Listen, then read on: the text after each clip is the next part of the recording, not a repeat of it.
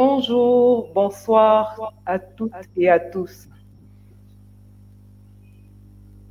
Chers intervenants, chers participants, au nom de l'étudiant africain, je vous souhaite la bienvenue. Bienvenue à cette conférence intitulée Le bien-être mental en milieu universitaire, enjeux et perspectives pour l'Afrique. Bien trop souvent négligé, ce sujet mérite toute notre attention. Parce que il touche directement à la qualité de vie et aux performances de millions d'étudiants dans notre continent.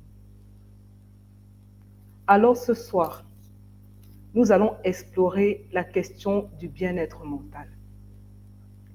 Nous avons eu le privilège d'accueillir ici des experts. Et avec eux, nous allons devoir sensibiliser sur l'importance de la santé mentale.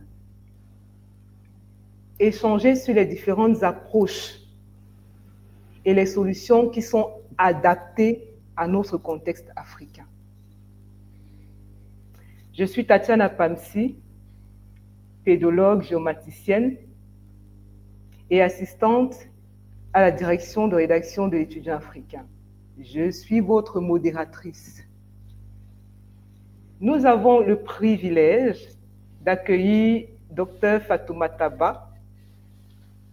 Dr Fatoumata Ba, elle est psychiatre et épileptologue et enseignante à l'université de Gaston Berger au Sénégal.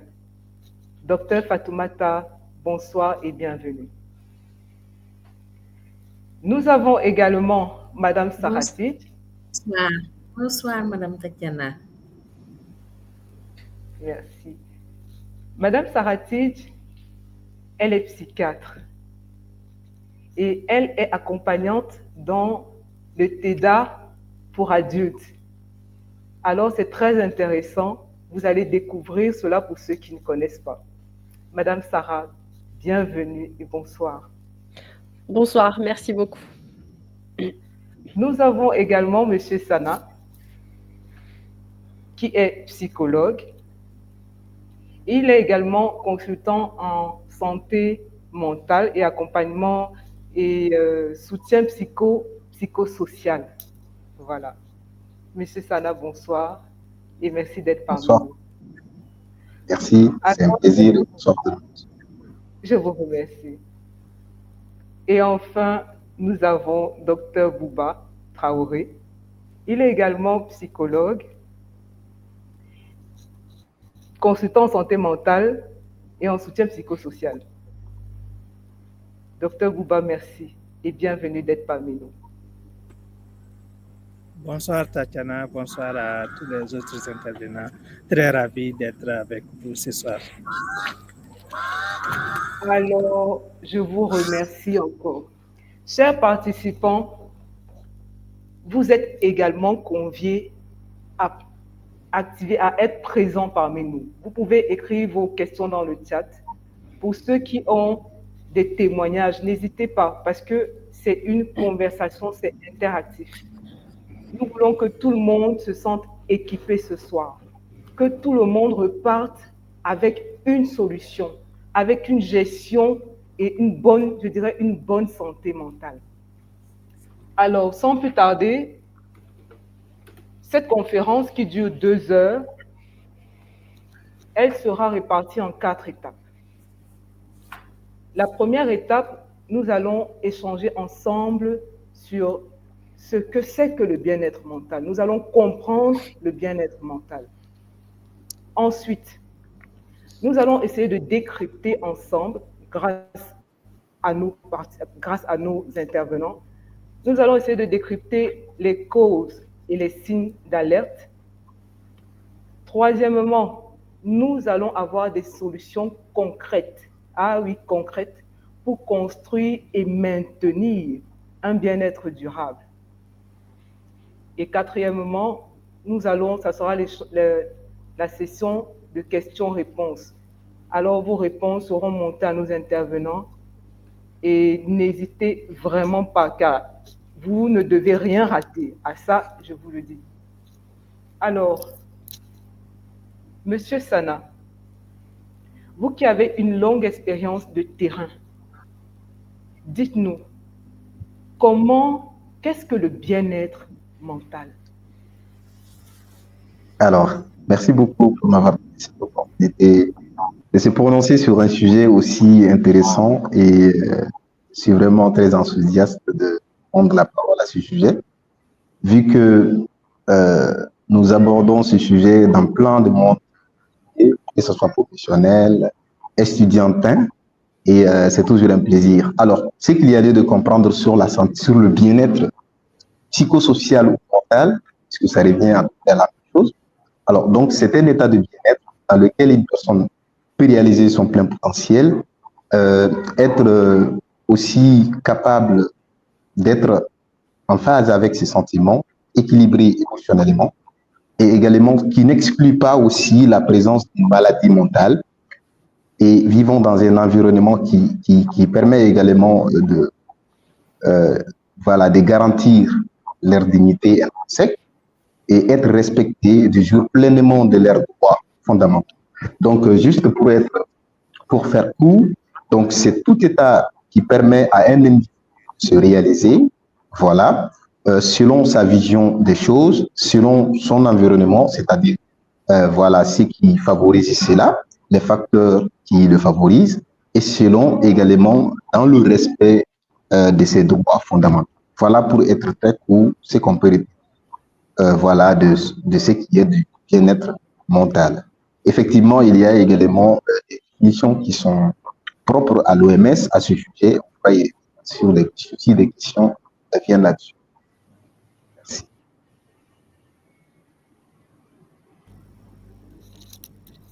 Docteur Fatoumata, vous qui êtes enseignante, vraiment en plein dans le milieu universitaire, alors pouvez-vous nous dire ce qu'est le bien-être mental en milieu universitaire particulièrement? Merci. Donc, c'est un plaisir d'être avec vous ce soir pour parler d'un sujet qui nous intéresse énormément, qui est le bien-être mental en milieu universitaire. Alors, comme l'a dit mon prédécesseur, Dr. Sana, le bien-être en tant que tel, que ce soit en milieu universitaire ou que ce soit dans d'autres environnements, n'est pas si différent. Il l'a bien défini. C'est un état dans lequel une personne ressent un équilibre émotionnel. La personne peut se réaliser pleinement, c'est-à-dire utiliser toutes ses potentialités pour atteindre ses objectifs personnels et professionnels. C'est un état dans lequel aussi la personne pourra faire face aux défis de la vie. Et quand on parle de défis de la vie, ça fait appel évidemment aux notions d'adaptation face au stress, aux changements ou aux adversités. Et je pense qu'en milieu universitaire, pour faire le link, c'est très important, cette capacité d'adaptation à un nouveau milieu, parce que quand même, il y a des particularités, des défis spécifiques pour l'étudiant d'une façon générale et pour l'étudiant africain en particulier, parce que c'est une période de transition. Quand l'étudiant arrive à l'université, très souvent, il a des problèmes d'adaptation dans un premier temps. Toujours le bien-être permet à l'individu d'établir des relations harmonieuses et des interactions positives et constructives avec les autres. Et enfin, tout ceci permet de contribuer pleinement à sa communauté. Donc, pour les étudiants, d'une façon générale, le bien-être est important parce qu'il contribue à leur développement professionnel, à leur développement académique. Il améliore les capacités de concentration, la mémoire, la créativité et permet même de réduire le décrochage scolaire. Parce que parfois, quand le bien-être n'y est pas, les étudiants se sentent découragés et peuvent même abandonner le cursus leur cursus scolaire.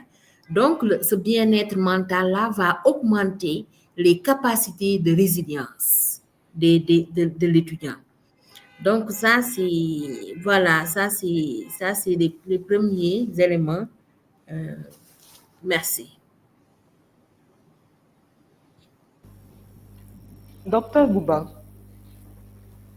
vous qui avez également une longue expérience de terrain, quelle est l'importance, pour vous, quelle est l'importance le docteur Bouba nous a laissé, enfin pour le moment, il revient. Madame Sarah, concernant le bien-être mental, il a une importance, vous qui accompagnez beaucoup de personnes de différentes raisons, sûrement des jeunes, vous avez aussi sûrement accompagné des étudiants. Alors, le bien-être mental, quelle est son importance? Merci pour la question. Déjà, beaucoup de choses ont été dites avant et je veux revenir sur cette question je préfère appeler ça santé mentale plutôt que de bien-être mental parce que quand on parle de bien-être, on a l'impression que c'est quelque chose d'optionnel, de plus qu'on pourrait avoir, mais que c'est pas la base, alors que c'est vraiment un sujet de santé, comme la santé physique. On parle de santé mentale. Donc c'est un peu, je vais quand même utiliser ce terme-là parce qu'il me correspond plus. Pour moi, la santé mentale, c'est justement avoir assez de résilience, assez de force, assez d'être équilibré, à la fois physiquement et psychiquement, pour pouvoir faire face aux défis. Ce que je vois souvent au cabinet et surtout chez les étudiants qui sont en phase de transition, comme l'a très bien expliqué Dr Fatoumata, ils viennent me voir pour me dire je veux supprimer l'anxiété, je veux supprimer la tristesse. Ce n'est pas ça la santé mentale. La santé mentale, c'est de savoir détecter qu'on est anxieux, qu'on est triste, qu'on ne va pas bien, de pouvoir le vivre et puis de pouvoir le dépasser et de ne pas sombrer.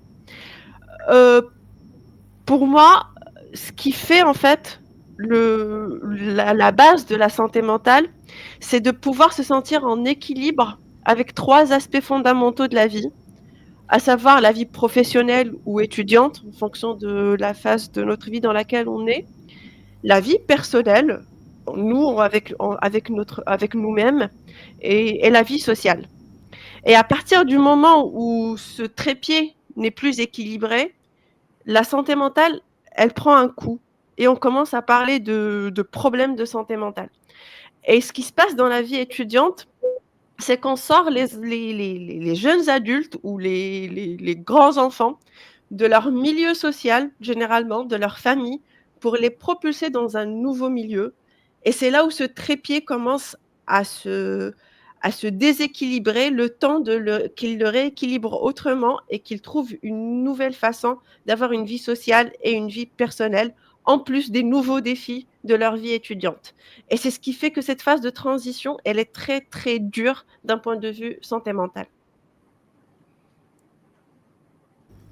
D'accord, merci bien, Madame Sarah. Alors, j'aimerais qu'on revienne sur la notion de bien-être mental, de santé. Mais vous savez, bien souvent, nous entendons parler de beaucoup de mots. Stress, anxiété, angoisse, santé mentale, bien-être mental, mais sans véritablement faire la distinction entre tous ces mots-là. Pouvez-vous nous dire exactement ce que c'est? Parce que je peux dire que je suis stressée, alors qu'en fait, je ne suis pas, je vis plutôt de l'angoisse. Bon. Pouvez-vous nous dire, par exemple, docteur Fatoumata, quelle est la différence entre ces différents termes-là pour qu'on soit véritablement fixé? Merci pour la question. Déjà, il faut distinguer 2 registres différents. Je pense que Sarah l'a brossé, en a parlé tout à l'heure. La santé mentale qui est plutôt très positive, la santé mentale qui ne comporte pas forcément la maladie. La santé mentale, comme l'a défini si bien l'OMS en 2007, c'est un état de bien-être. Donc déjà, l'OMS parlait de ce bien-être-là. Donc, c'est pour dire que la santé mentale est beaucoup plus englobante. Un état de bien-être dans lequel une personne peut se réaliser, surmonter les tensions normales de la vie, accomplir un travail productif et contribuer à la vie de sa communauté. Donc ça, c'est vraiment la santé mentale. Donc il y a cet aspect positif où la personne va se réaliser pleinement, va être capable de s'adapter à de faire face aux défis et de s'adapter. Donc c'est pourquoi tout à l'heure je disais que un bien-être mental augmente les capacités de résilience du sujet. Maintenant, à côté de ce bien-être ou de cette santé mentale, il y a ce qu'on appelle les troubles de santé mentale qui apparaissent quand il y a un déséquilibre. Et ces troubles de santé mentale appartiennent à des registres variés. Parmi ces registres, on peut citer les troubles anxio-dépressifs qui sont les plus fréquemment rencontrés chez les étudiants, mais également on peut parler des troubles psychotiques, des troubles névrotiques ou parfois même des troubles liés à l'abus ou à la consommation de substances dites psychoactives, c'est-à-dire des substances qui ont une activité sur le système nerveux, qui peuvent soit stimuler le système nerveux, soit sédater, donc avoir une action dépressive sur le système nerveux ou bien perturber carrément le fonctionnement du système nerveux. Donc, que ce soit l'anxiété, que ce soit la dépression, etc., c'est vrai que c'est des troubles différents les uns des autres, mais ils appartiennent tous au grand groupe de troubles de santé mentale, de troubles mentaux qui apparaissent quand il y a un déséquilibre au niveau de la santé mentale. Merci, Dr Fatoumata.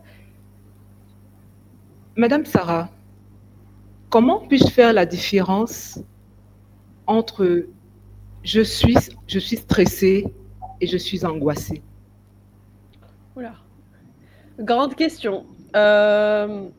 Déjà, comment pourrais-je savoir si je suis stressée déjà ou je suis angoissée ou je ressens quelque chose qui sort de l'ordinaire? Il y a beaucoup de gens qui vivent dans un état permanent de stress, d'angoisse ou d'anxiété et ils ne le savent même pas, tellement ça fait partie de leur vie. Et pour le coup, c'est vraiment à la fois physique, il faut être connecté à son corps, de sentir qu'on a des battements de cœur qui sont un peu supérieurs à la moyenne, de sentir qu'on est crispé, qu'on est tendu, qu'on a un peu des douleurs qui se manifestent, qui repartent, qui reviennent ou qui sont permanentes. Le corps donne énormément d'indices sur notre état mental et notre santé mentale. Après, pour faire la différence, par exemple, si on veut définir le stress, même si je n'ai pas les définitions exactes, je ne les ai pas préparées, les définitions exactes, le stress, c'est quand on est face à une situation et on se dit qu'on n'a pas assez de ressources pour atteindre le résultat. C'est-à-dire, pour rester dans le cadre étudiant, par exemple, on a 3 projets à rendre pour la semaine prochaine et on n'a pas assez de temps pour le réaliser. Donc, il y a une question de ressources par rapport à quelque chose. Et c'est là où on sent ce déficit-là se manifeste comme étant le stress. Alors que l'angoisse, c'est une situation qui arrive et qui nous crée une peur, mais ça dépasse la peur qu'on connaît au quotidien. Ce n'est pas la peur d'être percuté par une voiture, c'est une énorme peur qui vient toucher à nos sécurités primaires. C'est-à-dire, je n'ai pas reçu ma bourse, comment je vais faire pour payer mes charges du mois? Je suis étudiant, mes parents ne peuvent pas subvenir à mon besoin. Et là, c'est au-delà de la peur, c'est une énorme peur qui est l'angoisse. Et là, il pourrait y avoir même un peu de stress parce que je n'ai pas les ressources nécessaires pour aboutir au résultat. Donc, l'angoisse, c'est une peur amplifiée, alors que le stress, c'est vraiment lié aux ressources pour arriver à un certain truc. Merci, Madame Et peut-être même, Madame Tatiana, si vous permettez, peut-être même ajouter que le stress n'est pas toujours délétère.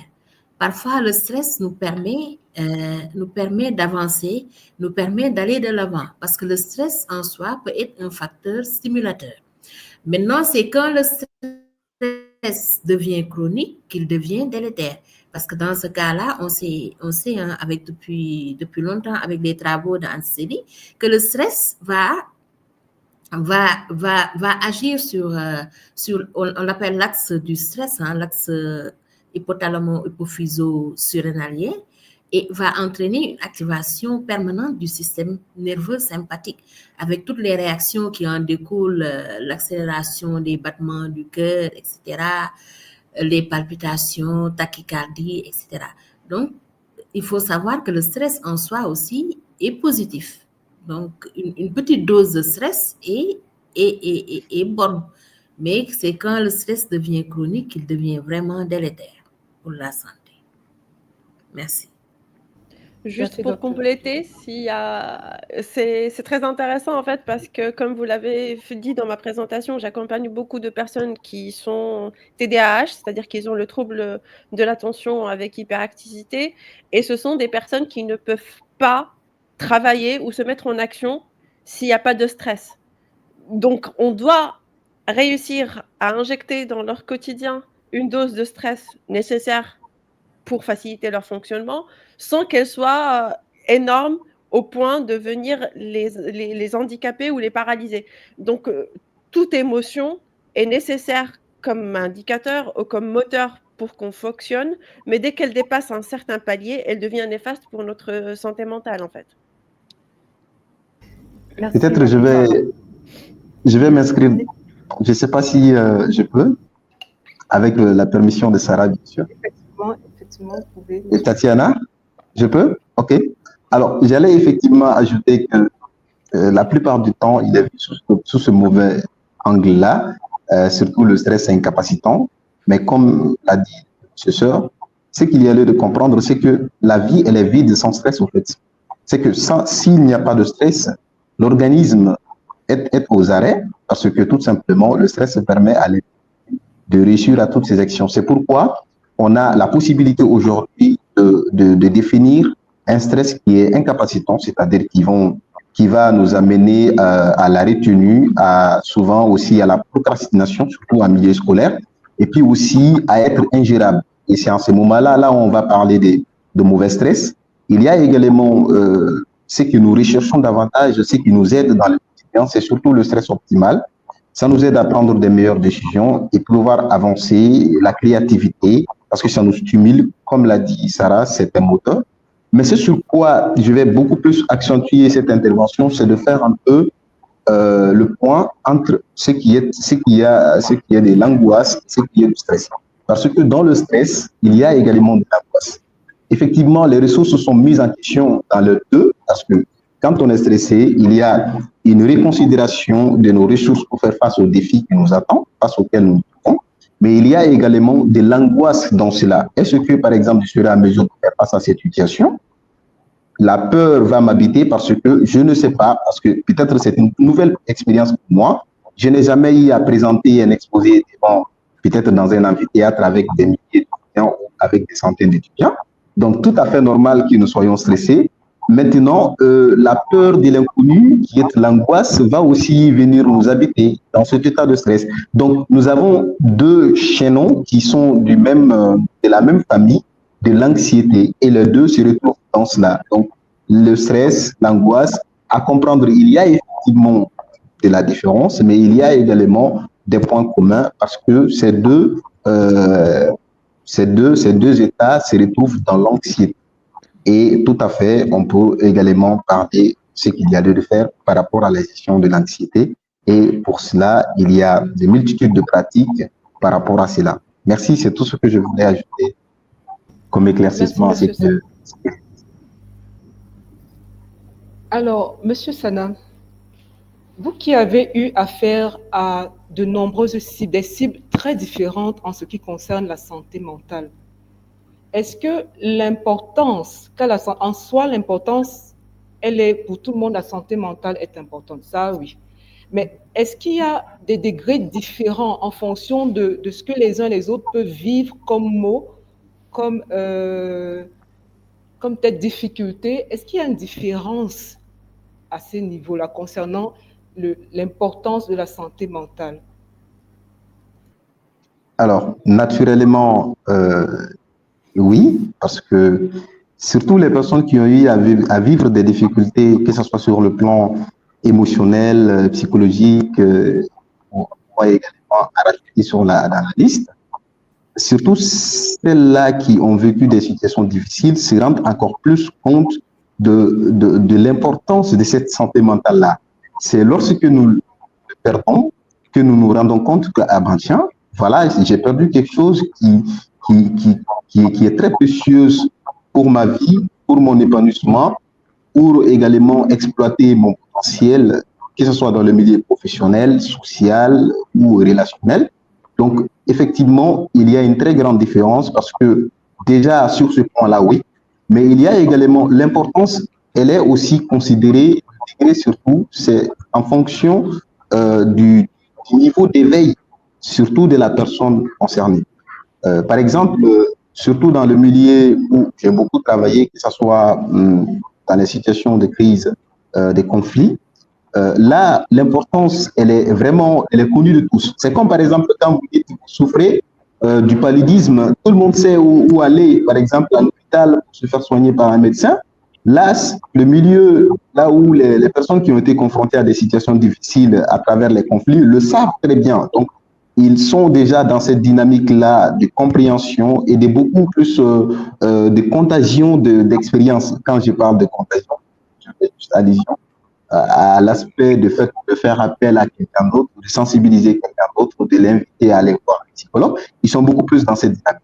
Mais par contre, dans le milieu scolaire, surtout, ça va dépendre du niveau d'éveil psychologique des personnes, surtout leur expérience avec des difficultés sur le plan mental et également leur environnement peut-être qui est propice à donner le système éducatif académique qui donne une importance capitale à l'aspect de prise en charge mentale ou sur la santé mentale de façon générale. Donc tout ceci, c'est en quelque sorte un ensemble de choses qui peut-être permet à un individu de se mettre à un certain niveau, si nous avons des strates, donc nous avons des strates, des gens se situent en fonction de tous ces paramètres-là. Donc il y a plusieurs paramètres qui permettent de définir là où on peut situer un individu par rapport à l'importance sur la santé mentale, que ce soit en milieu scolaire, relationnel ou social. Voilà ce que je fais. Merci, merci, Monsieur Sada. Docteur Bouba, vous êtes avec nous? Oui, je suis là. Voilà. Oui, je suis là. Alors, j'aimerais bien qu'on puisse clôturer cet axe avec une chose. Comme je disais tout à l'heure, il y a beaucoup de mots que nous employons, mais nous n'arrivons peut-être pas à faire la différence. J'aimerais que, s'il vous plaît, vous puissiez nous remettre le mot émotion dans santé mentale. Les émotions, on en vit tous les jours, les émotions, mais on ne sait pas exactement souvent ce que c'est qu'une émotion et quelle est sa place dans la santé mentale. Qu'est-ce que vous pouvez nous dire à ce niveau? Alors, à ce niveau, on va dire que tout est question d'émotion, parce que c'est ce qui nous fait réellement réagir par rapport à tout ce que nous vivons. Donc, les émotions occupent une place, on va dire, centrale dans les questions de santé mentale. Parce que quand quelqu'un ne va pas bien, vous allez le plus souvent voir que c'est surtout ça, c'est une souffrance sur le plan émotionnel. Voilà, donc certainement que la personne a vécu une expérience désagréable, donc c'est surtout des émotions négatives que la personne va surtout vivre au fait. Donc les émotions sont à ce niveau très capital, occupent une grande place dans tout ce qui est aspect ou problème même de santé mentale.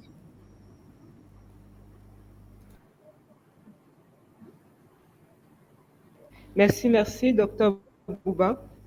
Alors, les questions, nous aurons la phase de questions-réponses en à la quatrième étape de cette conférence. Alors, avant d'aborder le second axe, je voudrais rappeler aux participants, j'aimerais rappeler aux participants que vous pouvez, il y a un lien d'inscription pour le formulaire de kit, en fait, pour recevoir le kit de participation de cette conférence.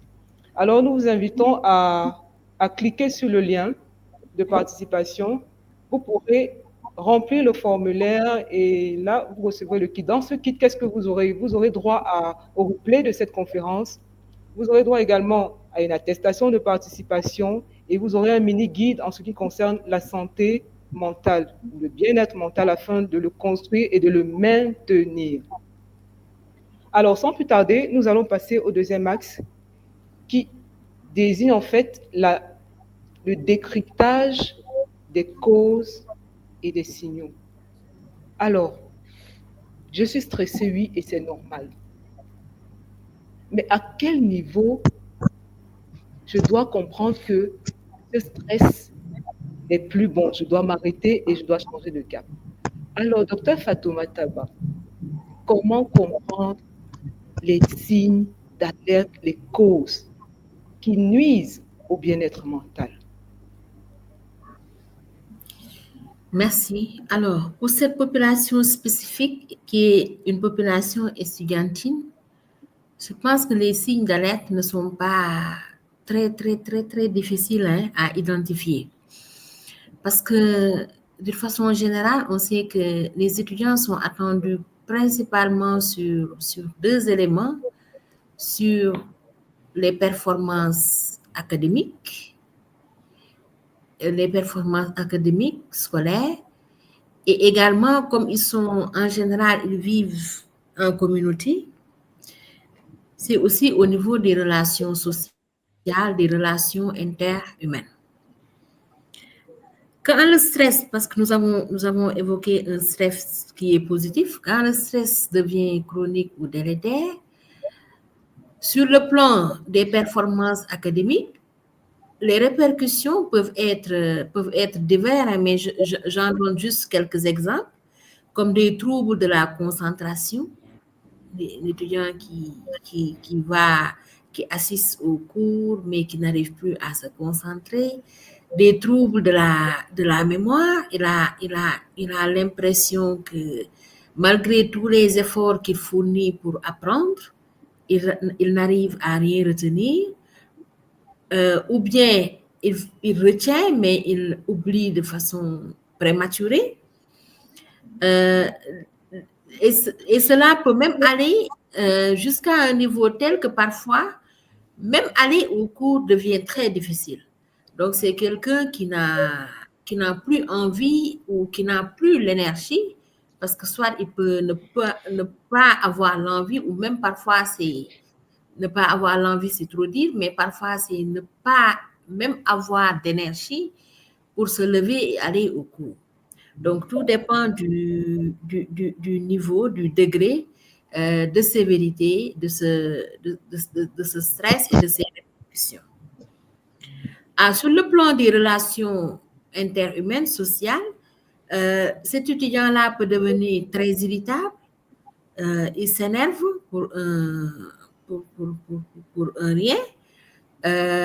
Il peut parfois avoir tendance à se replier sur lui-même, à s'isoler, ou parfois même, il peut en arriver jusqu'à avoir des comportements qui ne sont pas forcément compris de la part des autres. Et moi, dans l'expérience que j'ai eue là à l'université Gaston Berger, où je prends en charge les étudiants dans ces situations difficiles, très souvent, c'est les facteurs d'alerte. C'est des facteurs qui vont alerter soit les camarades, le voisinage, que ce soit les compagnons de chambre ou les camarades d'amphi, et qui accompagnent l'étudiant consulté au niveau du service médical universitaire. Et c'est le service médical qui me les réfère ensuite. Donc, très souvent, c'est ça. C'est vraiment les difficultés, les relations personnelles, individuelles et les troubles de l'apprentissage, de la concentration, de la mémoire. Et bien sûr, les troubles du sommeil. Les troubles du sommeil qui sont pratiquement quasi constants à chaque fois que, je vais dire comme ça, hein, parce que on a même parfois l'impression que c'est le premier signe d'alerte. Hein. Quand vous demandez, parfois, ce n'est pas le premier signe qui est mis au devant, mais quand nous interrogeons toujours, on se rend compte que ça fait un bon bout de temps que le sommeil était perturbé, qu'il n'arrivait pas à dormir, etc., mais qu'il mettait tout parfois sur le compte de l'apprentissage des leçons qu'il lisait le soir ou sur le compte des bruits du voisinage, etc. Donc, c'est vraiment les facteurs d'alerte. Maintenant, les causes, alors c'est très difficile. Hein? Moi, quand on est dans le domaine de la santé mentale, je dis toujours attention, les causes ne sont pas aussi linéaires que dans certaines pathologies. Pour illustrer, le paludisme, on sait que quand l'individu a un paludisme, oui, c'est parce qu'il a été piqué par l'anophèle, qui est l'anophèle qui est le moustique, qui transmet le vecteur qui est le vecteur en fait du paludisme. Mais là, c'est différent. Là, moi, je préfère plutôt parler de facteurs de risque. Et pour cela, on a une constellation de facteurs de risque. Nous l'avons tous dit. Il y a des défis spécifiques des étudiants. Il y a l'isolement social. Et parfois, ils sont coupés plus ou moins, et ça, c'est à relativiser. Mais parfois, en tout cas, ce qui est clair, c'est qu'ils sont plus dans le cocon familial. Ils sont confrontés à des difficultés socio-économiques.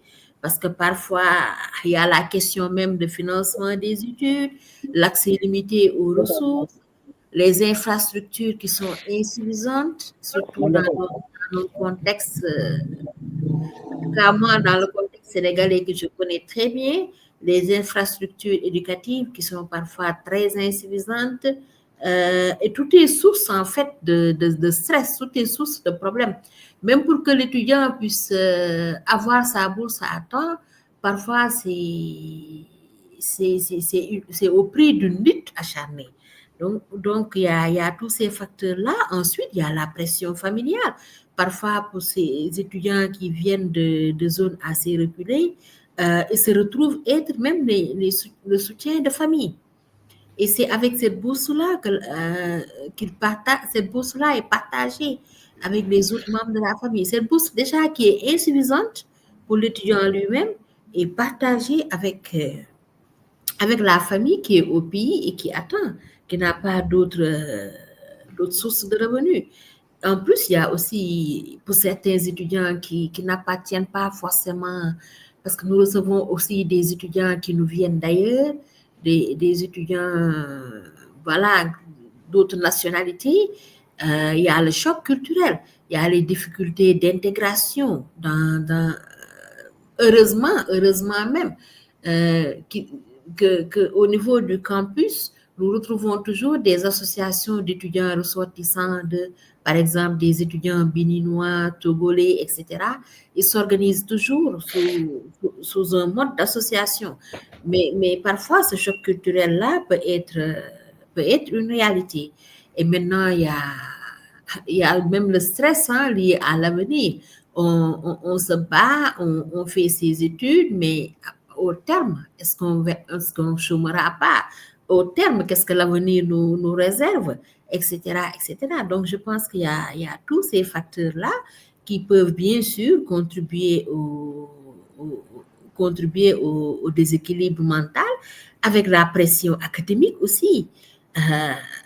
La pression académique, parce que la réalité, c'est quoi je ne dirais pas dans toutes les universités africaines, mais dans la plupart de nos universités, en tout cas en Afrique de l'Ouest,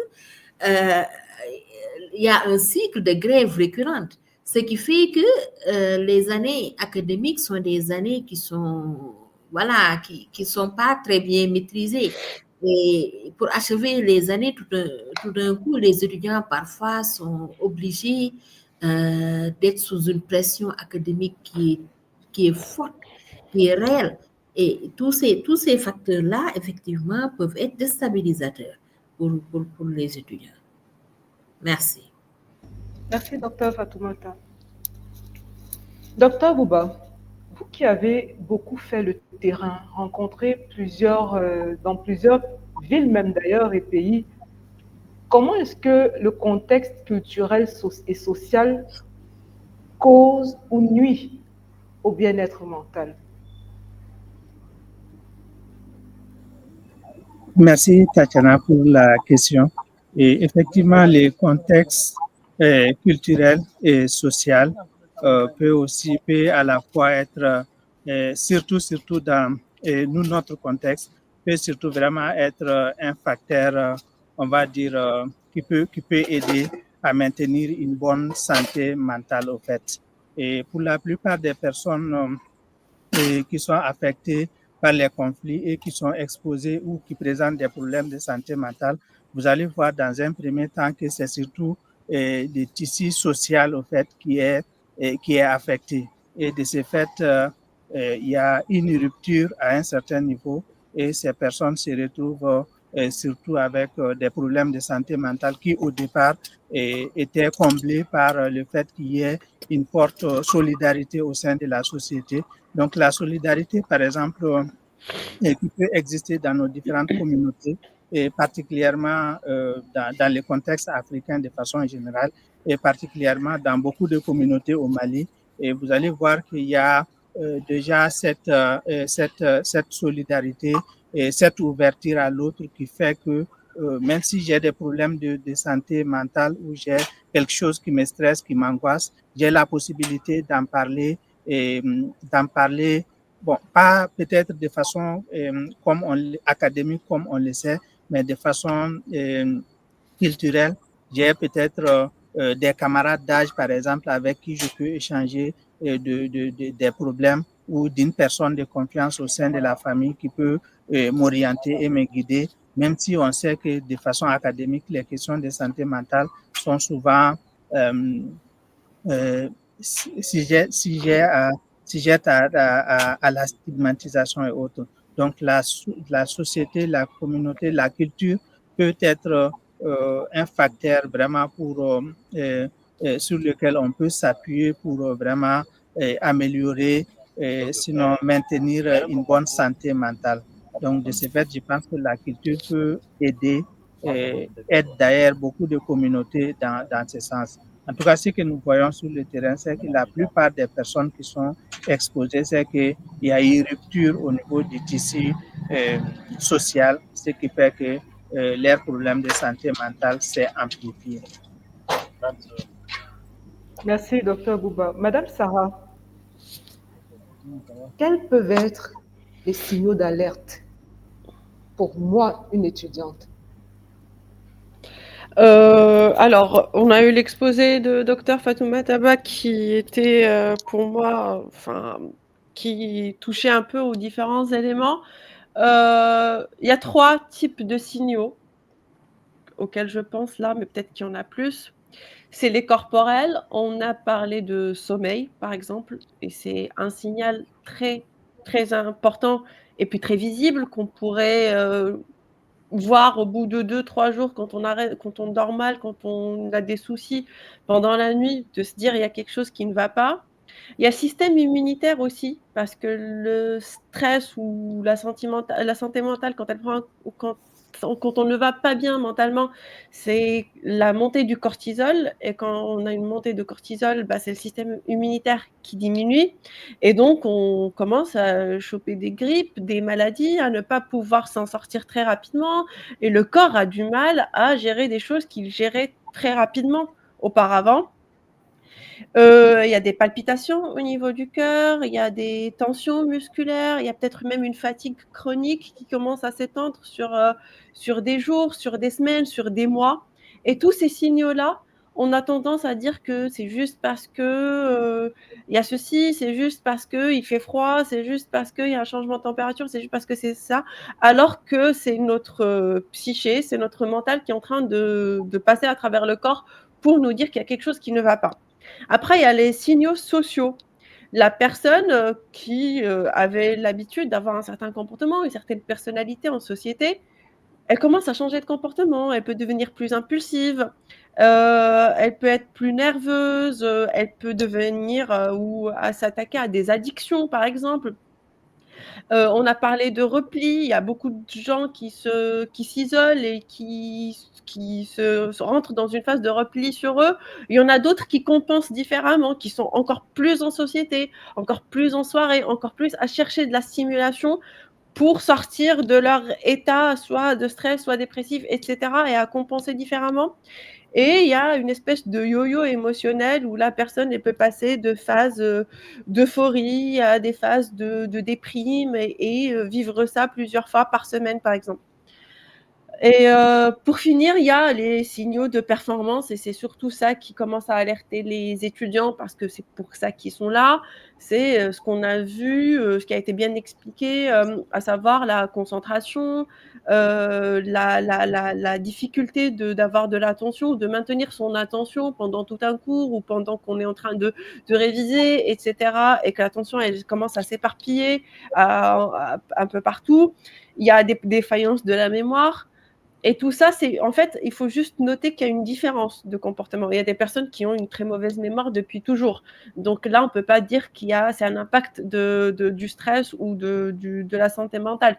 Mais quand on commence à sentir une différence par rapport à notre état normal, que ce soit d'un point de vue corporel, d'un point de vue social ou d'un point de vue de performance, là, ce sont des signaux d'alerte qu'il y a quelque chose qui ne va pas et qu'il faut commencer à trouver des solutions pour pouvoir aller au bout de son processus universitaire ou de son année, etc.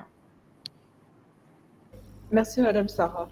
Monsieur Sana, quelles sont les causes et les répercussions qu'elles peuvent avoir sur ma santé mentale? Alors, merci beaucoup.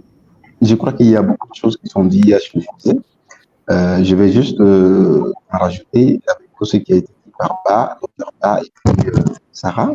C'est juste le point par rapport aux causes.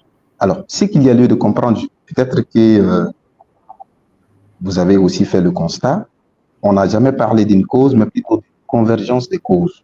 Pourquoi? Parce que on ne peut pas aujourd'hui dire que voilà, c'est seulement cet indicateur-là, cet indice-là qui nous permet de dire voilà, quand vous constatez ça chez vous, c'est déjà un déclic.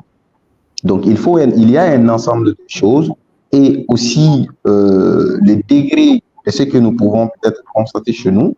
Ce sont ces paramètres-là qui vont définir si toutefois nous sommes, voilà, il y a le besoin d'aller se faire consulter, de se faire accompagner pour pouvoir surmonter les défis, effectivement, qui sont que constitue l'état de stress. Maintenant, les causes, on peut les placer à plusieurs niveaux. Elles sont d'ordre personnel. Voilà, il y a également les personnes qui ont, de par le passé, une expérience de vie qui a installé, on va dire, un filtre qui rend difficile la digestion de certaines tensions de la vie. Ça veut dire, tout simplement, ce qui pourrait être facile à digérer pour la majeure partie des personnes ne l'est pas pour ce dernier, pour cet étudiant qui embrasse le milieu étudiantin. Donc, il y a également différents filtres. Donc, les gens n'ont pas les mêmes filtres de digestion, n'ont pas la même capacité de digestion, surtout des tensions de la vie. Donc, ce qui va d'une personne à l'autre rendre le stress incapacitant ou non pour une personne ou pour une autre. Donc, là, quand on va parler de la personne, on fait allusion à ces expériences subjectives, c'est-à-dire la relation avec elle-même, son environnement, ainsi que le système. On peut même parler de politique et académique, parce que tout est lié. Par exemple, le système académique qui n'est pas favorable peut-être à l'adoption des comportements adaptés, comme par exemple chez nous, dans les pays africains, surtout le milieu universitaire, tout est favorable à tension, à un état de stress. Donc, voilà ce qu'il y a lieu de comprendre ici par rapport aux tensions, surtout par rapport aux causes. Donc, elles peuvent être d'ordre personnel, social, comme l'a dit Sarah, ainsi qu'environnemental, tout ce qui est relationnel. Maintenant, les répercussions À partir de quand un étudiant doit, par exemple, se dire que bon, voilà, maintenant, il y a lieu d'aller voir quelqu'un. Souvent, la personne elle-même, l'étudiant lui-même peut faire le même constat. Bon, ça ne va pas, il faut que j'aille voir quelqu'un. Mais il y a également d'autre part, c'est l'entourage qui, par exemple, à partir d'un certain nombre de constats, des comportements non adaptés, voilà, culturellement, voilà, surtout sur le plan culturel, social, des comportements non adaptés aux normes culturelles et sociales. C'est à partir de ce moment-là, cet environnement, l'entourage va pouvoir peut-être informer l'étudiant que, bon, voilà, votre comportement n'est pas adapté, pas peut-être aux exigences peut-être du système académique pour vous permettre d'avoir des meilleures performances scolaires. Donc, souvent, c'est soit la personne elle-même ou son entourage, mais c'est tout à fait important que la personne soit informée, que ce soit par l'entourage ou à travers le déclic de l'étudiant lui-même, et de prendre les dispositions dans ce sens-là. Parce que si on ne part pas se faire consulter, on n'est pas bien entouré sur le plan social, ça va être très difficile de pouvoir surmonter cette tension qui va au jour le jour peut-être s'empirer et puis mettre frein à tout ce potentiel qui va rester endormi et inexploité. Voilà ce que j'allais ajouter à ce qui est dit. Merci beaucoup. Merci, M. Sana. Alors, de nos jours, la technologie fait partie de notre quotidien, plus ou moins. Alors, la question que j'aimerais poser, est-ce que les réseaux sociaux constituent-ils une cause qui peut nuire à mon bien-être mental? Docteur Fatoumata Ba, vous qui êtes au milieu des étudiants, que pouvez-vous nous dire? Par rapport à la question des réseaux sociaux, la réponse que je pourrais dire, elle est simple. Hein? Les réseaux sociaux peuvent être utilisés à bon escient, comme ils peuvent l'être autrement. Parce qu'aujourd'hui, on l'a vu bien avec l'expérience de la COVID-19, que nous, enseignants, nous sommes passés à un système d'enseignement en ligne via des plateformes d'enseignement, que ce soit des plateformes bien identifiées ou parfois même certains collègues ont eu à utiliser des réseaux sociaux. Donc ça a été dans un cadre vraiment bénéfique, ça c'est dans un cadre maîtrisé avec un but, un objectif bien précis. Donc je pense que c'est pas les réseaux sociaux en tant que tels qui posent problème, mais c'est l'usage qu'on en fait. C'est l'usage qu'on fait de ces réseaux sociaux-là. Donc, c'est l'élément de réponse que j'avais par rapport à cette question-là. Parce que tout n'est pas nocif dans ces réseaux sociaux-là, mais c'est l'utilisation, l'usage qu'on en fait qui peut être nocif. Voilà. Merci, docteur Fatoumata. Madame Sarah, comment les réseaux sociaux peuvent-ils détruire ma santé mentale? Alors, pour moi, c'est vrai qu'on pourrait trouver un usage positif aux réseaux sociaux et qu'il y a dans quelques domaines où ça pourrait être positif. Mais pour moi, les réseaux sociaux ont été créés de manière à nous nuire. Les réseaux sociaux reprennent exactement la même logique que n'importe quelle addiction pour nous faire produire de la dopamine rapide dans le cerveau et pour nous rendre accros. Et dans le milieu étudiant, c'est-à-dire dans une population encore plus jeune dont le cerveau n'est pas encore complètement formé, c'est encore plus grave.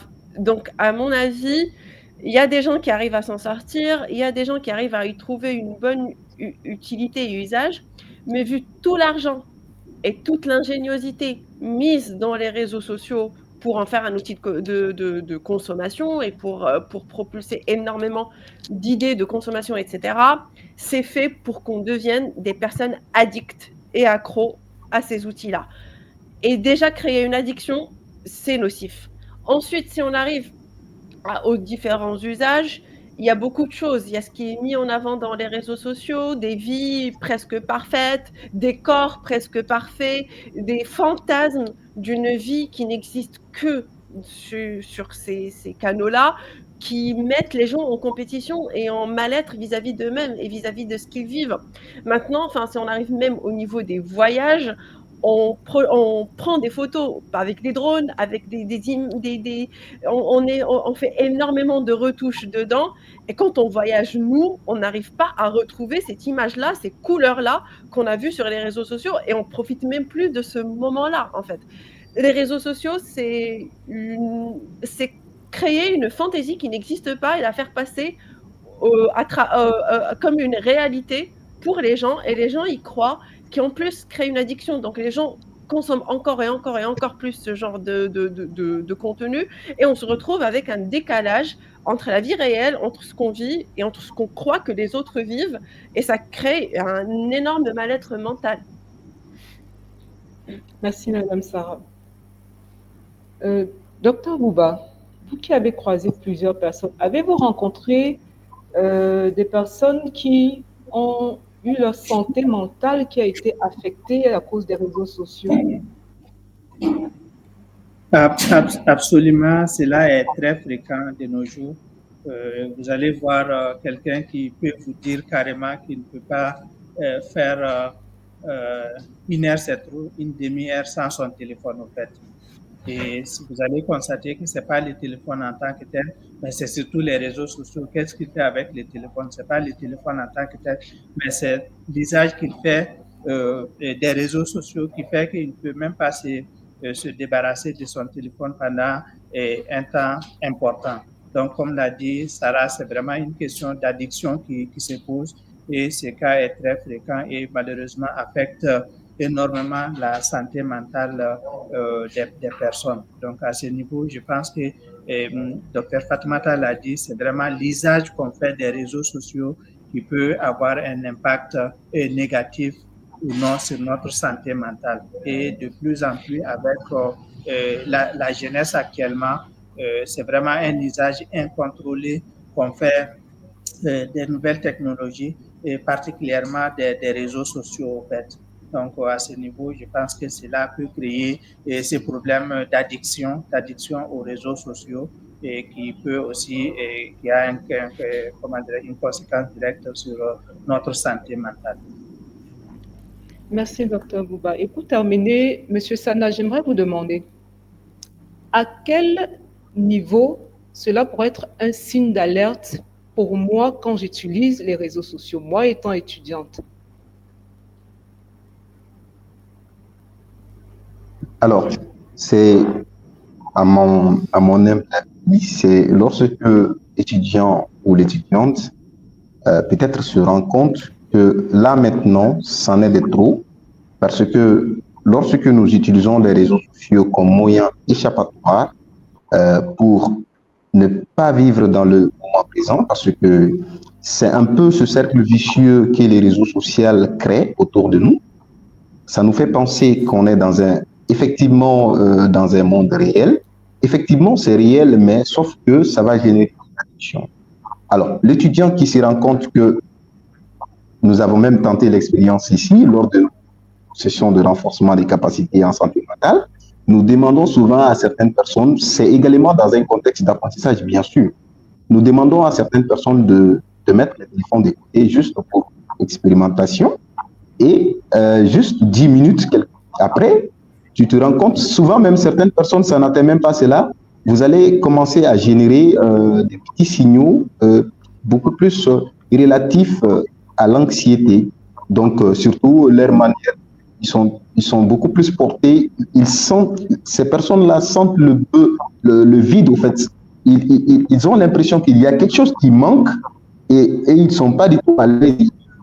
Les personnes, elles le vivent très mal, cet état de séparation avec cet appareil qui constitue une sorte d'échappatoire pour ces personnes-là, et les génère, à chaque fois qu'ils sont en contact avec ces appareils, les génère un état de bien-être, de circuit de récompense qui est à chaque fois réalimenté, comme dans toute forme d'addiction. Mais chose que les gens ne comprennent pas, c'est que le fait d'être beaucoup plus collé, il y a même un trouble actuellement là-dessus, hein, on l'appelle la nomophobie. Il y a également des outils pour le détecter chez les personnes qui en souffrent, mais c'est beaucoup plus ignoré, c'est beaucoup plus, on va dire, par la majeure partie, surtout des étudiants, surtout ce monde-là, parce qu'ils sont beaucoup plus amenés à faire beaucoup de recherches à travers leur appareil, leur téléphone, et donc cela les amène à passer beaucoup plus de temps avec leur téléphone à travers les recherches, puisqu'ils ont souvent des projets à présenter. Donc, ils travaillent beaucoup avec le téléphone, et donc le fait de travailler avec le téléphone, avec une durée, on va dire, énorme courant les journées, donc pourrait également les amener parce que souvent, vous vous trouvez en train de faire une recherche, il y a une publicité qui vient et qui vient également, il y a un message qui tombe, ça vous amène sur ce message-là et de fil à l'aiguille, vous pouvez trouver plus dans votre projet de recherche. Et donc, ça va également induire cet état d'addiction, surtout comportementale. Donc, à noter que l'addiction n'est pas uniquement substantielle à travers des substances psychoactives, elle est aussi comportementale parce que ça a le même circuit, ça utilise les mêmes circuits neuronaux. Et donc, qu'est-ce qu'il soit comportemental ou à travers des substances que nous connaissons, comme la consommation des amphétamines, des LSD et tout ce que nous pouvons considérer comme substances psychoactives. Donc, ça a un peu, à quelque sorte, ça mime à peu près les mêmes circuits qui sont concernés par l'addiction. Donc, maintenant, ce qu'il y a lieu de comprendre par rapport surtout à ce sujet-là, c'est qu'à chaque fois que nous constatons que maintenant, nous passons plus de temps avec le téléphone qu'avec les gens autour de nous, non seulement ça va nous déconnecter en quelque sorte de tout ce que nous pouvons avoir comme profit, comme plus-value d'être avec les gens. Et donc, il y a beaucoup d'expérimentation là-dessus. Les gens qui passent beaucoup plus de temps avec le téléphone sont beaucoup plus en déphasage, surtout sur le plan émotionnel, et se montrent beaucoup plus indifférents face aux émotions des autres qui sont à côté de vous, à côté d'eux, ou bien à côté d'elles. Donc, ça, c'est un peu les conséquences. On pourrait en dire, on pourrait passer toute la soirée à parler des conséquences, mais ce qu'il y a lieu de comprendre, les réseaux sociaux peuvent avoir exactement des points positifs énormes, comme également des points négatifs qui sont également énormes, mais tout est question d'usage, tout est question de la manière dont on utilise pour atteindre une fin, chose qui peut peut-être revenir comme répercussion négative ou positive. Voilà ce que je pouvais ajouter. Merci. Merci bien. Alors, je vous rappelle, chers participants, qu'il y a le lien du formulaire pour recevoir le kit de participation. Vous êtes invités à remplir le formulaire. Qu'est-ce que vous recevrez dans votre kit de participation? Le lien du replay de la conférence. Vous recevrez une attestation de participation et enfin un mini-guide pour construire et maintenir un bien-être durable. Alors, nous allons passer à la troisième phase de notre conférence. Nous avons ensemble et grâce à vous compris ce que c'est que le bien-être mental, la santé mentale, les causes, les signes d'alerte.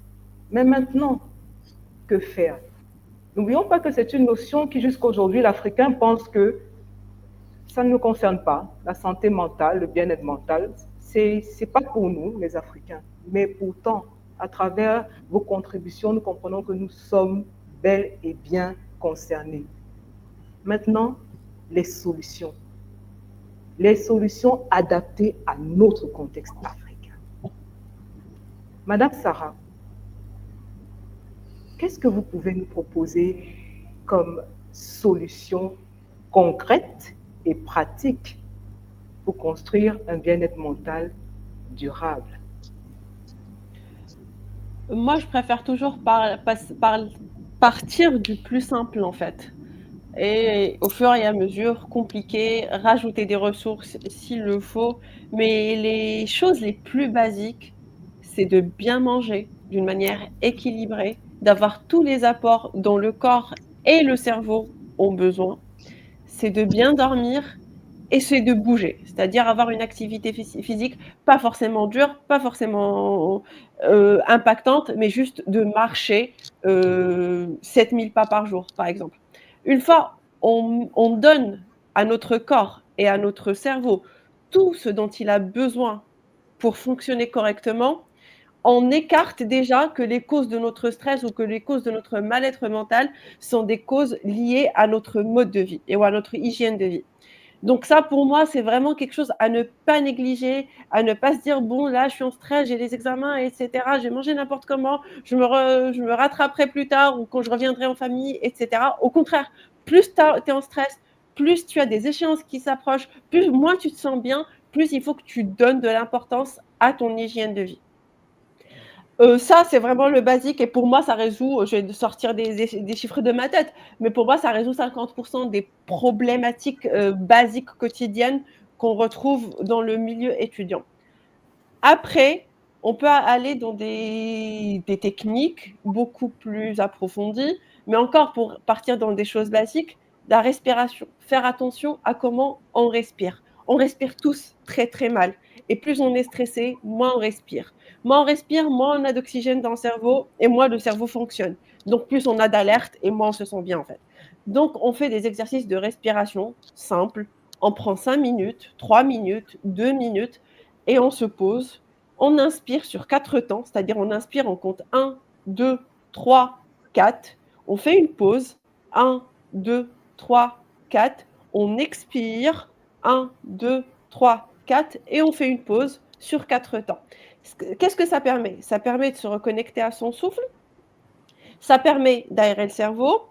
Et ça permet de donner l'information au cerveau qu'on est en pause. On se reconnecte à nous-mêmes, on fait une petite pause, on se déconnecte de tout ce qui nous prenait la tête et on se retrouve avec nous-mêmes pendant quelques minutes, histoire de redémarrer, de reset le système.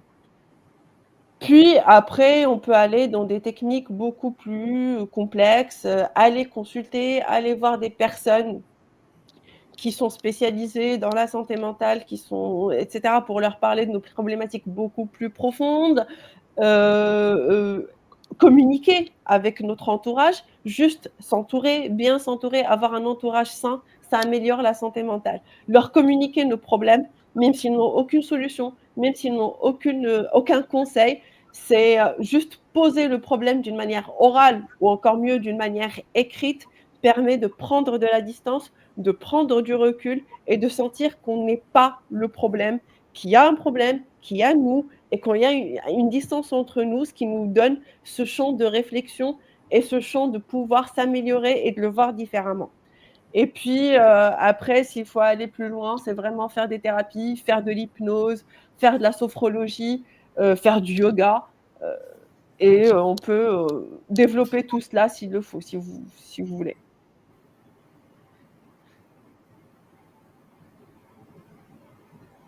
Merci, Madame Sarah. Juste une précision. Tout à l'heure, à l'entrée de cette conférence, j'ai dit que vous êtes psychiatre, pourtant vous êtes psychothérapeute. Pouvez-vous nous dire en un mot la différence? Un psychiatre, c'est un médecin. C'est quelqu'un qui a fait des études de médecine. C'est quelqu'un qui diagnostique les troubles et les maladies mentales et qui peut donner même des médicaments, etc. Un psychothérapeute, c'est un thérapeute qui fait de l'accompagnement de la personne pour se sentir bien, pour aller plus en profondeur dans son histoire, dans ses vulnérabilités, comment elle a construit sa personnalité, qu'est-ce qu'elle a mis de côté, qu'est-ce qu'elle a avancé, pour voir d'où viennent ces troubles et comment les adapter. Ce sont, à mon avis, deux métiers complètement complémentaires. Je travaille beaucoup avec des psychiatres parce qu'il y a des cas qui sont vraiment de l'ordre de la pathologie, de la maladie, et il faut un médecin pour soigner la maladie.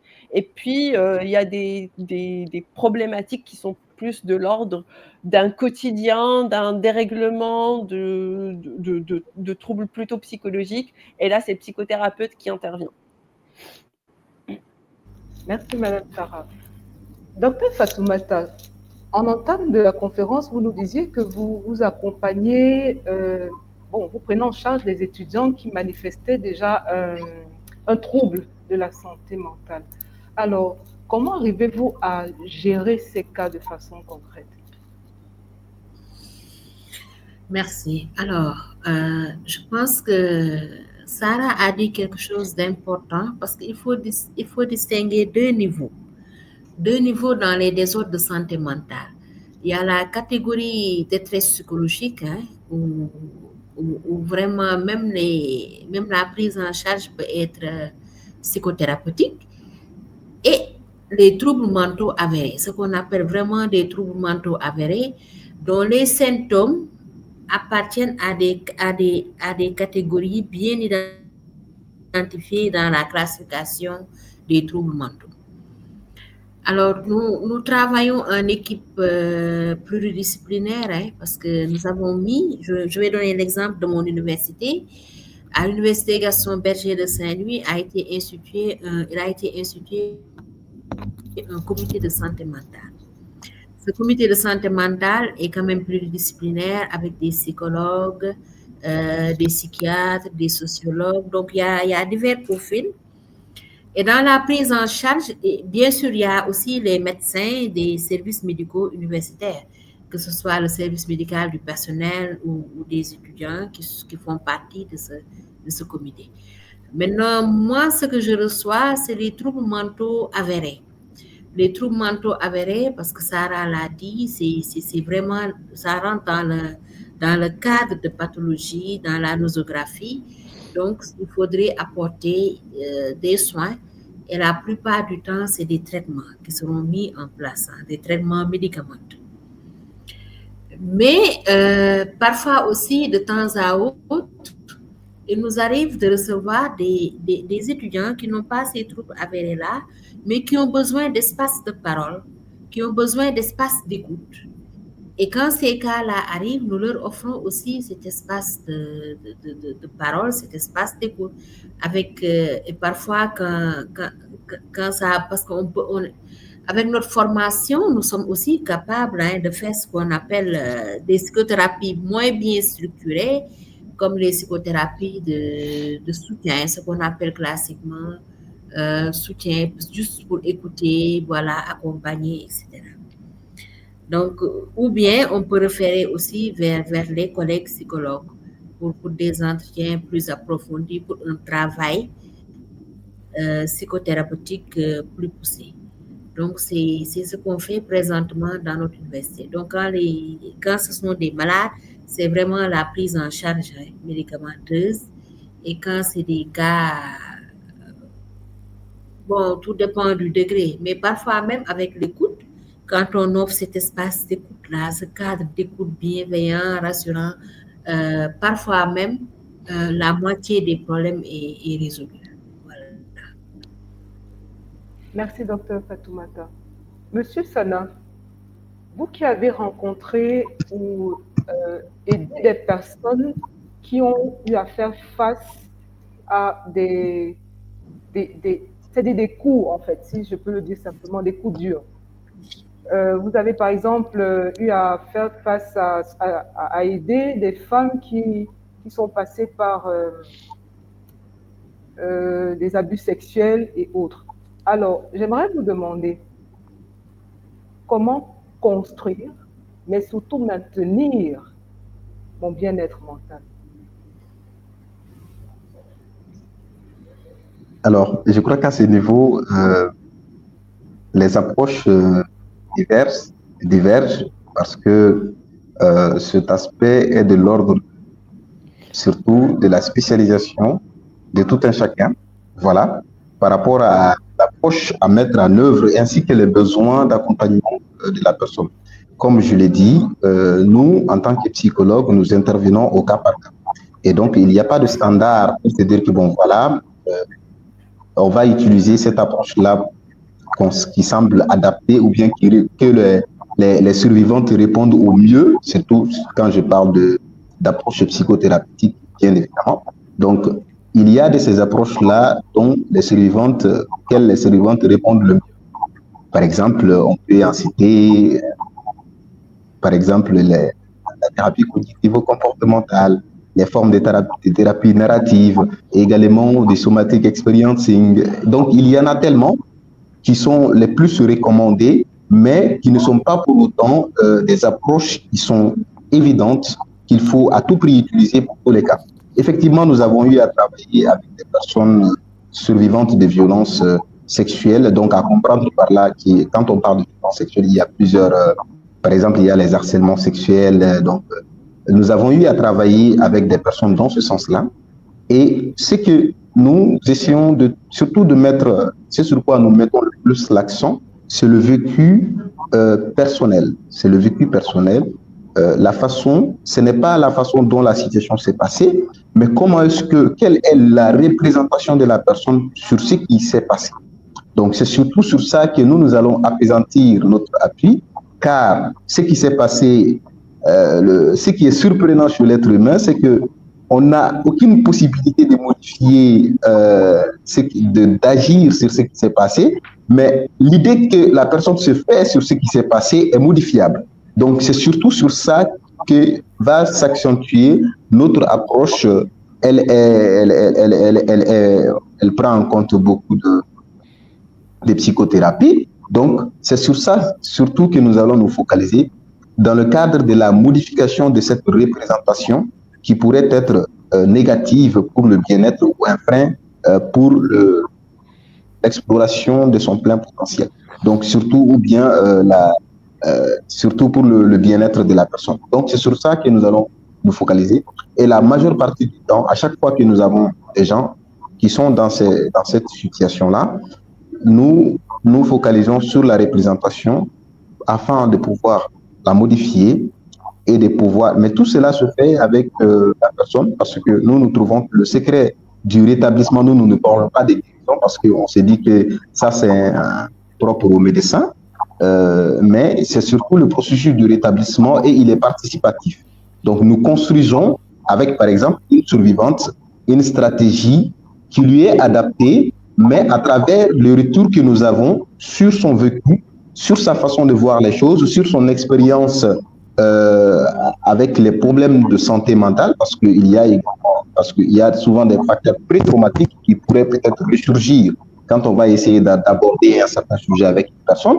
Peut-être l'harcèlement sexuel a trouvé beaucoup de secousses de stress, également d'événements non gérés, non digérés, donc qui vont également faire surface, donc qu'il faut aussi prendre en compte dans le cadre de l'accompagnement. Donc il y a également tous ces paramètres que nous prenons en compte dans le cadre de l'accompagnement de ces survivantes, que ce soit des violences sexuelles, que ce soit également des violences psycho-émotionnelles, même si on sait de toute évidence que dans toutes les formes de violence, la part psychique n'est pas du tout épargnée. Donc, nous essayons de prendre en compte que ce soit sur le plan physique, parce qu'il y a également des répercussions psychologiques sur le plan physique, que nous appelons des troubles psychosomatiques, que nous prenons en compte dans le cadre de l'accompagnement. Donc, elle est multicentrale parce que l'approche se focalise sur plusieurs aspects à la fois et qui contribuent au bien-être des personnes survivantes. Et à chaque fois, nous avons souvent, pas toujours, des gens qui répondent bien à ces stratégies. Et nous travaillons également avec des psychiatres qui sont aussi indispensables pour des cas de troubles sévères, qui sont des pathologies mentales pour lesquelles il faut l'intervention de ces derniers. Merci beaucoup. Merci, M. Sanat. Docteur Bouba, quel conseil pouvez-vous donner à un jeune étudiant qui a besoin de construire et maintenir son bien-être mental? Alors, ce qu'il faut le plus comprendre, c'est que personne n'est assez fort pour pouvoir gérer tous les problèmes qu'on peut rencontrer au quotidien qui finissent souvent par devenir des problèmes personnels de santé mentale. Donc, le plus simple, c'est vraiment de trouver toujours des personnes de confiance. Ça peut être nos amis proches, ça peut être même un professeur qui nous inspire et qui a la capacité peut-être de nous écouter, de nous accorder une oreille attentive, de nous accorder cette écoute sans nous juger ou sans nous reprocher quoi que ce soit. Et en faisant déjà ces gestes, c'est pas en parlant de ce qu'on ressent, de ce qu'on vit, et on est souvent soulagé au fait. Et c'est un grand pas pour maintenir, ou en tout cas pour maintenir une bonne santé mentale, en fait. Les choses nous arrivent au quotidien. Souvent, on peut supporter et passer certains caps, mais pour d'autres, on a forcément besoin, peu minime soit cette aide, d'une aide extérieure, en fait. Et cela peut commencer à trouver déjà un bon ami, une oreille attentive qui peut nous écouter et à qui on peut parler. Mais si cette personne peut nous écouter, nous conseiller et nous mettre, comme on le dit, sur un meilleur chemin. Il se peut aussi que la personne ait déjà aussi elle-même vécu cette même expérience et c'est un plus pour nous, en fait, et d'en parler toujours de nos problèmes avec notre entourage, pas n'importe qui, mais des personnes à qui on fait réellement confiance et qui peuvent nous orienter. Le deuxième aspect, c'est aussi de voir si on sait réellement que c'est des problèmes qui peuvent dépasser un non-spécialiste également, de chercher à rencontrer un spécialiste afin de bénéficier également d'un meilleur accompagnement. Voilà un peu en plus de toutes les astuces que Madame Sarah a données par rapport au niveau individuel. C'est aussi, comment ça s'appelle, ce que je voulais ajouter pour qu'on puisse vraiment maintenir une bonne santé mentale. Merci, docteur Bouba. Docteur Fatouma Taba, je rappelle que vous avez eu à étudier une maladie très rare, peu diagnostiquée, peut-être peu connue, l'apnée du sommeil. Alors forcément, durant vos études, vous avez eu affaire à rencontrer des obstacles, des résistances. Et ça a dû développer en vous une certaine résilience pour arriver à votre niveau aujourd'hui. Alors, quels conseils pouvez-vous donner aux jeunes étudiants durant leur parcours, justement, pour les obstacles, tout ce qu'ils rencontrent? Quels conseils pouvez-vous donner, docteur Ba?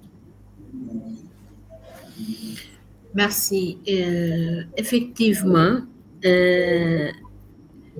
ce n'est pas toujours facile pour dire que ce n'est jamais facile dans la vie.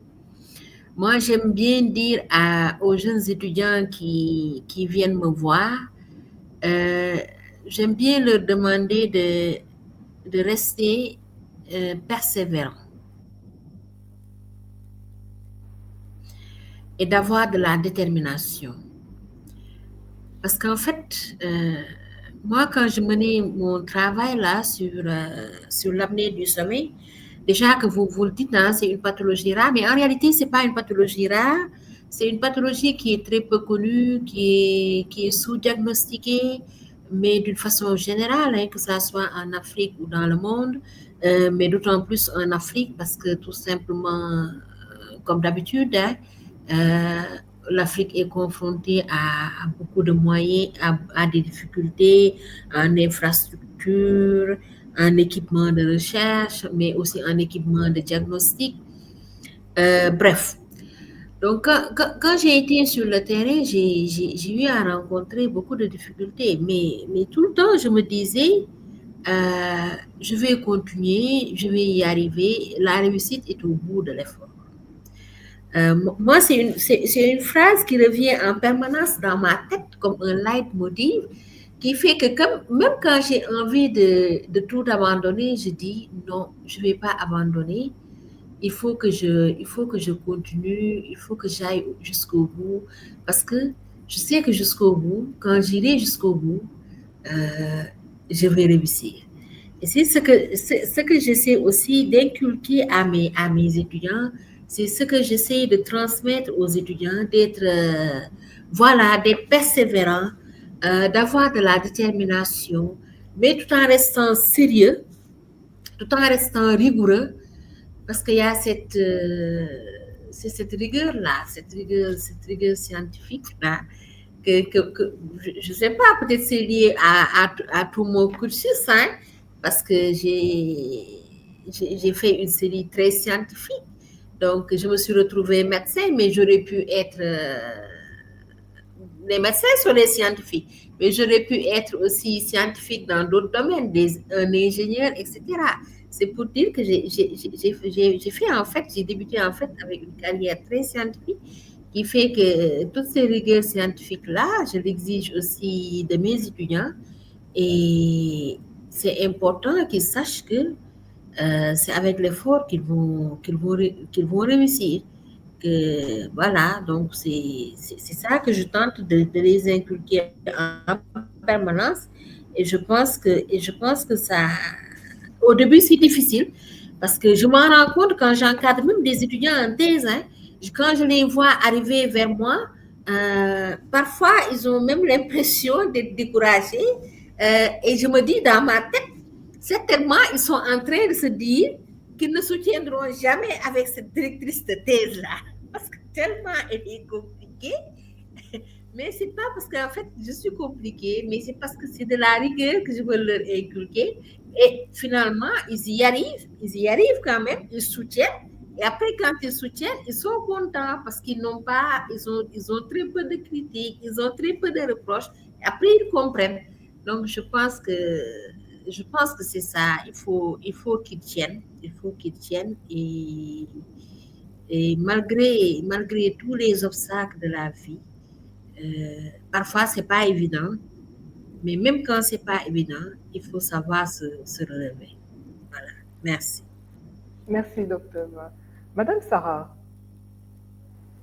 alors, lorsque nous parcourons votre profil LinkedIn, nous voyons beaucoup je vais appeler de phénomènes que vous décrivez très intéressants parce que ce sont des choses que nous vivons souvent au quotidien mais sans s'en rendre compte. Vous parliez par exemple du FOMO, Fear of Missing Out, des 3 types de procrastination.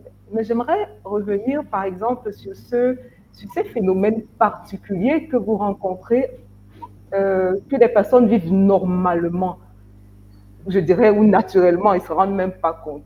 Alors, qu'est-ce que vous pouvez nous dire à propos pour construire un bien-être, pour mettre de côté ces choses afin qu'on puisse avoir un bien-être mental bien bâti et le maintenir surtout? Oui, enfin, quand on parle un peu du profil LinkedIn, j'utilise un peu cette plateforme, moi qui tape beaucoup sur les réseaux sociaux quand même, pour éduquer, pour expliquer et puis aussi pour démystifier. Par exemple, là, si on prend l'exemple de la procrastination, tout le monde procrastine. Et on ne devrait pas tomber dans ce surdiagnostic de « oh là là, je procrastine, il y a quelque chose qui ne va pas chez moi ». La procrastination est humaine, il faut l'accepter jusqu'à un certain degré.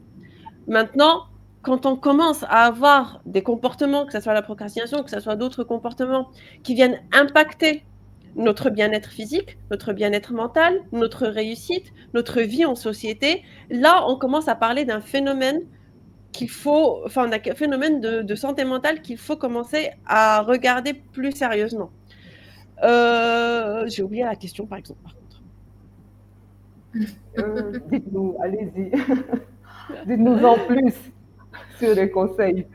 Alors, par exemple, si on parle de la procrastination et pour lier ça aux réseaux sociaux, on est de plus en plus des êtres procrastinateurs parce qu'on a de plus en plus de sources de stimulation qui nous sortent de ce qu'on est en train de faire ou qui nous empêchent de faire ce qu'on doit faire et on cherche encore cette dopamine rapide qui, au bout d'1 heure, 2 heures, 3 heures, on se retrouve collé à notre écran et on n'a pas encore commencé à faire ce qu'il faut faire.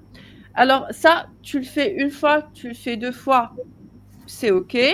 Quand ça commence à devenir un comportement récurrent qui t'empêche à avancer dans ta vie, il faut qu'on pose le mot dessus. Il faut qu'on vienne dire « moi, je suis en train de devenir accro et procrastinateur à cause des réseaux sociaux ». Là, c'est un exemple tout simple. Après, il y a d'autres types de procrastination. C'est ce que j'ai détaillé et que j'essaie de... Enfin, c'est un peu un sujet sur lequel j'essaie de travailler de plus en plus. C'est une procrastination qui vient d'un côté perfectionniste. On a une tâche, il faut que j'écrive ce rapport. Je passe 2 semaines à écrire l'introduction, à l'effacer, à la réécrire, à l'effacer, parce que j'ai peur de l'échec. J'ai peur que ça ne soit pas à la hauteur et je procrastine ce rapport tout en croyant que je suis en train de le faire. Donc, c'est vraiment une procrastination qui est due à la peur de l'échec. Donc, on ne va pas aller traiter la procrastination, se dire c'est bon, je vais m'y mettre. Et là, il faut aller plus loin dans sa psyché pour voir d'où vient cette peur de l'échec, qu'est-ce que l'échec représente pour moi, jusqu'à quel point pourquoi ça devient aussi handicapant pour moi cette notion de l'échec, parce que personne ne veut échouer, mais pourquoi moi c'est devenu une telle sensibilité qu'elle m'empêche d'avancer. Après, il y a la procrastination qui est liée à la difficulté de la tâche. Et là, je donne des exemples tout simples. Il y a des gens pour qui faire de l'administratif, c'est une montagne. Ils ont tellement peur de ces tâches parce qu'elle n'est pas usuelle, parce qu'ils ne la comprennent pas, qu'ils en font une montagne et ils font plus ça. Et donc là, on commence à donner des conseils. On fait juste le premier pas.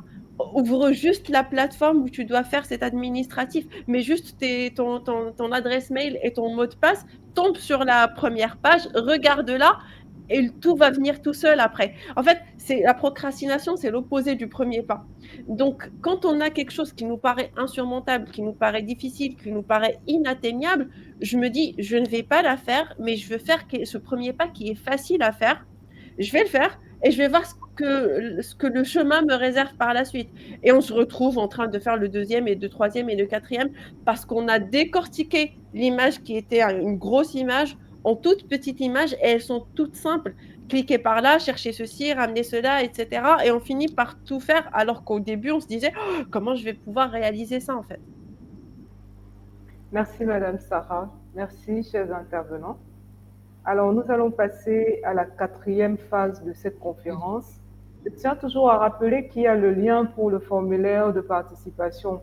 Donc, n'hésitez pas à aller cliquer, remplissez le formulaire. Alors, nous allons passer à la phase de questions. Nous avons une première question de Madame Lidune Pamsi. Pouvez-vous spécifier les mécanismes et les programmes d'accompagnement mis en place dans les universités en Afrique pour sensibiliser les étudiants sur la santé mentale en milieu universitaire?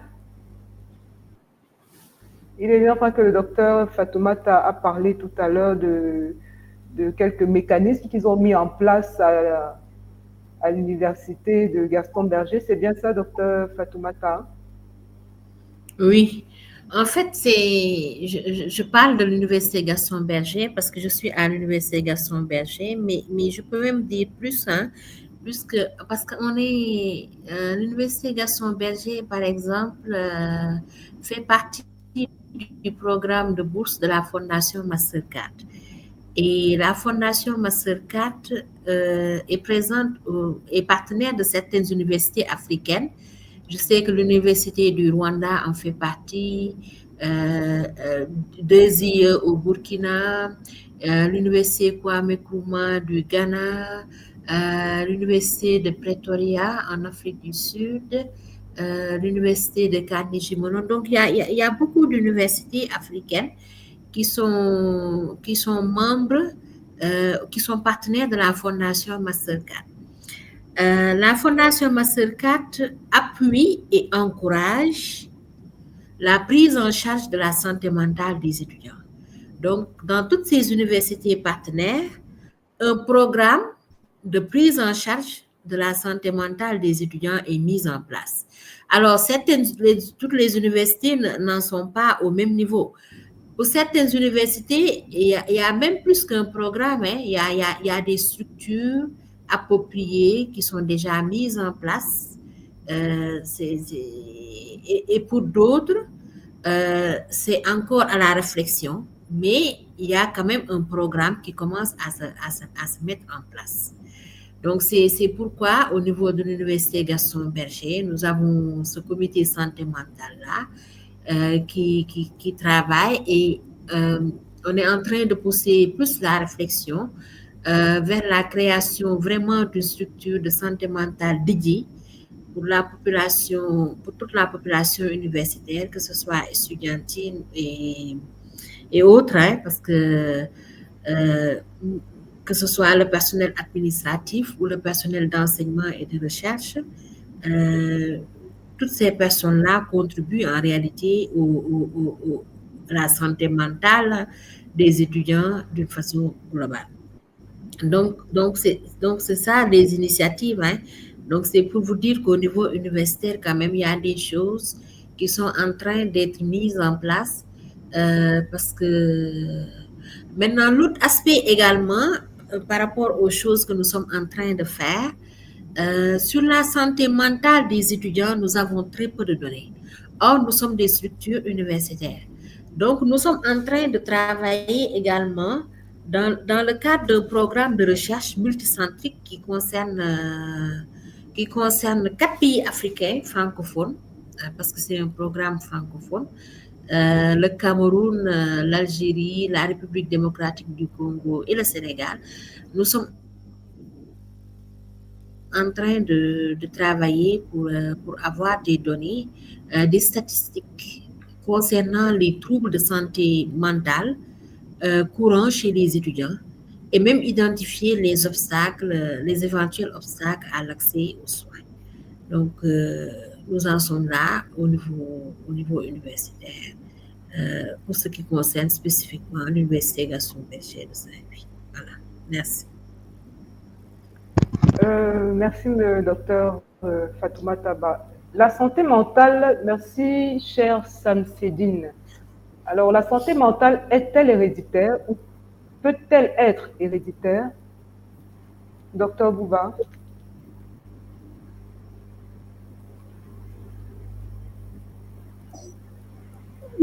Alors, sur cette question, je pense que pas la santé mentale en tant que telle, peut-être, on va dire les maladies mentales.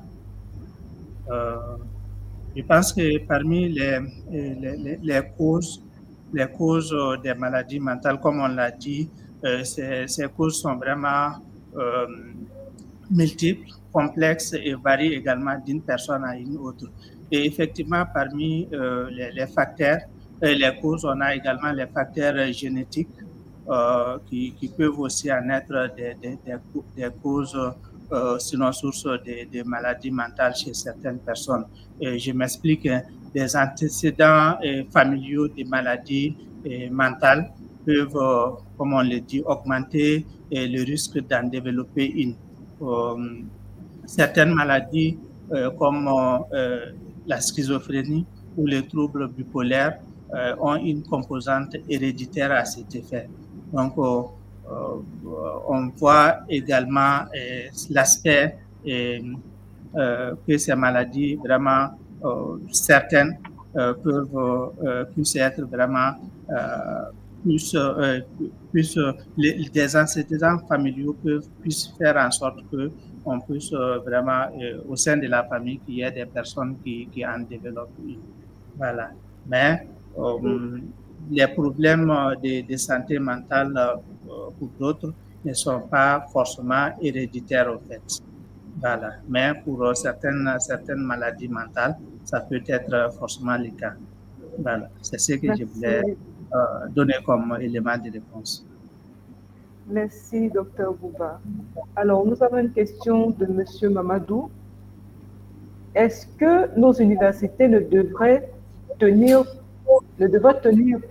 plus en compte la nécessité d'intégrer des psychologues et des psychiatres dans les services ou centres médico-sociaux? Alors, docteur Fatoumata, vous voulez intervenir? Sentez-vous libre de prendre la parole si vous avez une réponse. Oui, je pense que nous allons vers cette dynamique-là, parce que comme je l'ai dit tantôt, pendant longtemps, la question de la santé mentale, en tout cas au niveau universitaire, en milieu universitaire, avait été ignorée.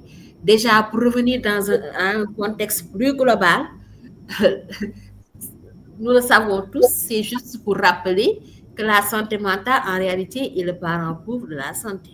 Ça, c'est de façon globale. Maintenant, la santé mentale en milieu universitaire, pendant longtemps, a été occultée. Je n'ose pas dire négligée, mais en tout cas, a été occultée. Mais, de plus en plus, les autorités, quand même, sont conscientes de l'importance de la santé mentale en milieu universitaire. je pense qu'on est encore au stade de réflexion. On va réfléchir sur quel format adopter. Mais je pense que le point de départ, parce que tout est politique, tout est décision, et ces décisions-là sont prises par les acteurs, par les autorités. Je pense que le point de départ, quand même, c'est d'obtenir des statistiques fiables pour pouvoir démontrer aux autorités l'ampleur du phénomène, pour pouvoir leur dire à quel point la santé mentale est importante, pour pouvoir aussi dire à quel point les troubles de santé mentaux sont prévalents. Et je pense qu'à partir de cela, maintenant, il y a deux options qui s'offrent, soit intégrer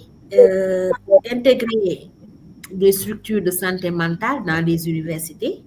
Je ne sais pas sous quel format, mais la réflexion pourra être engagée dans ce sens-là. Ou bien les services médicaux universitaires qui, classiquement, parce que chez nous, je ne sais pas dans d'autres pays, mais chez nous, classiquement, les services médicaux universitaires ont comme personnel des médecins généralistes, des infirmiers, des assistants infirmiers. Il n'y a pas de médecins spécialistes. Par exemple, pour dire, et le profil de personnel paramédical le plus connu, c'est les infirmiers, les sages-femmes et les assistants infirmiers. Peut-être que ces services médicaux-là pourraient s'élargir et pourraient accueillir d'autres types de personnel plus spécialisés, comme par exemple des psychologues, des éducateurs spécialisés, des psychopédagogues, etc. Et même, pourquoi pas, des psychiatres. Donc, je pense que c'est... En tout cas, nous, à l'UGB, on est en train de réfléchir nous sommes en train de réfléchir sur les deux formats, mais nous penchons plus vers l'unification de structures de santé mentale dédiées. Voilà. Merci. Merci, Dr Fatoumata. Nous allons passer à une autre question de Madame Rafia Touf. Le stress peut-il conduire au suicide en milieu universitaire? Monsieur Sana.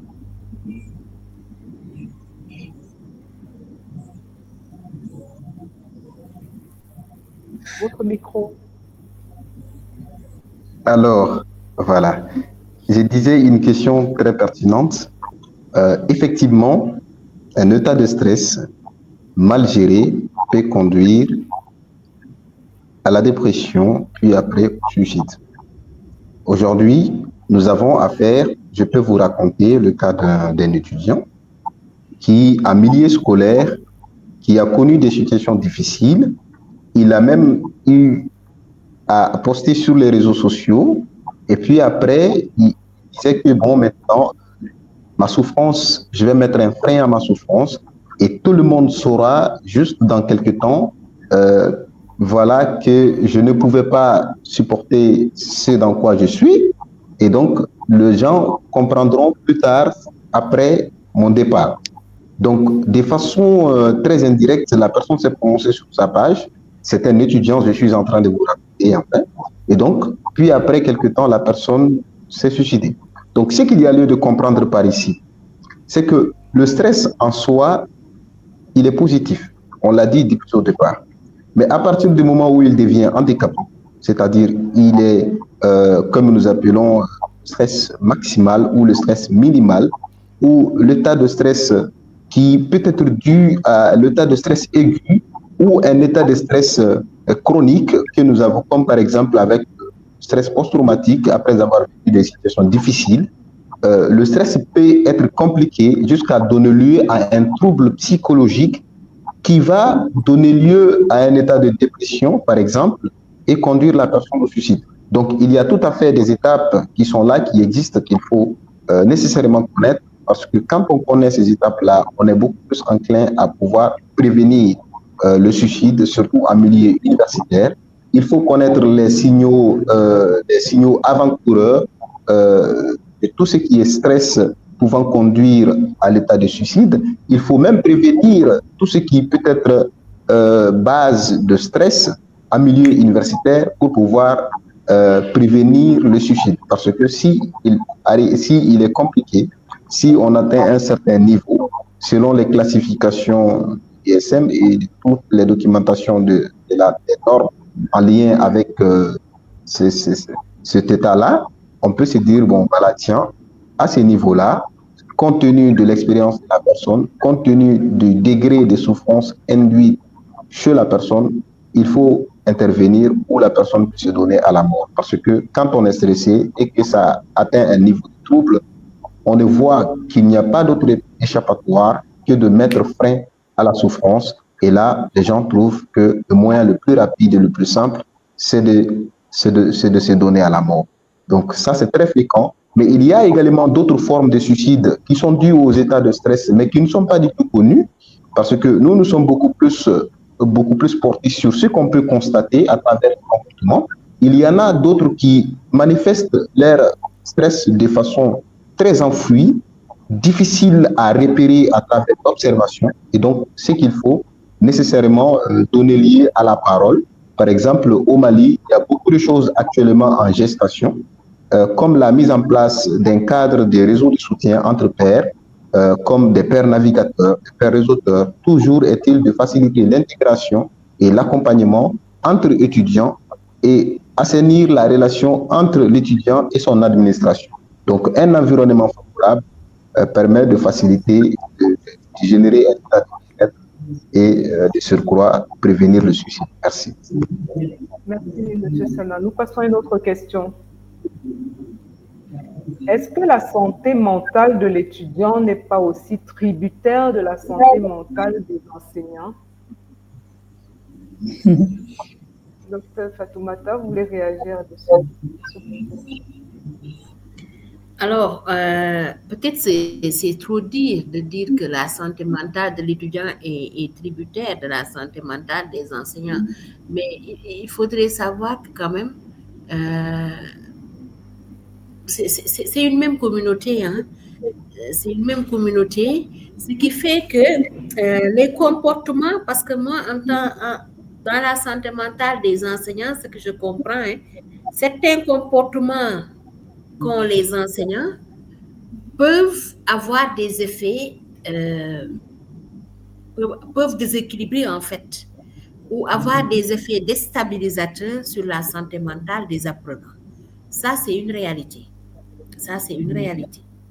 Donc, ça, c'est à prendre en compte. C'est pourquoi je pense, des actions de promotion de la santé mentale en milieu universitaire devraient toucher aussi bien les étudiants qui sont les apprenants que les enseignants. Il faut que les enseignants soient sensibilisés aux questions de santé mentale. C'est important qu'ils soient eux-mêmes bien, parce que quand on n'est pas bien soi-même, on ne peut pas être bien avec les autres.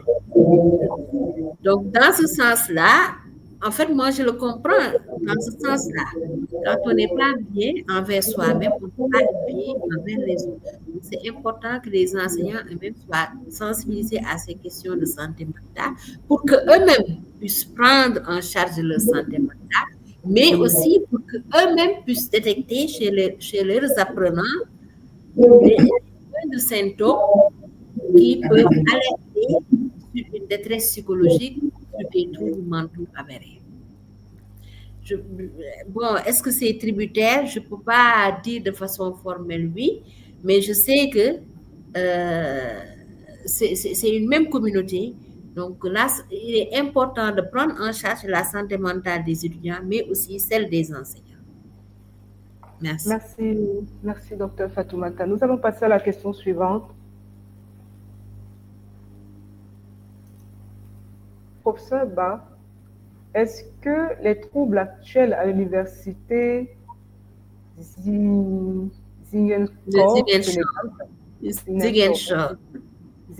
merci, Sénégal peuvent être pris comme une fragilité de la SM?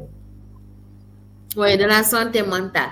Alors, c'est troubles actuels, hein, parce que je pense qu'il y a eu beaucoup de facteurs qui ont fait qu'actuellement, en tout cas, le constat, c'est que l'université de Ziguinchor est fermée.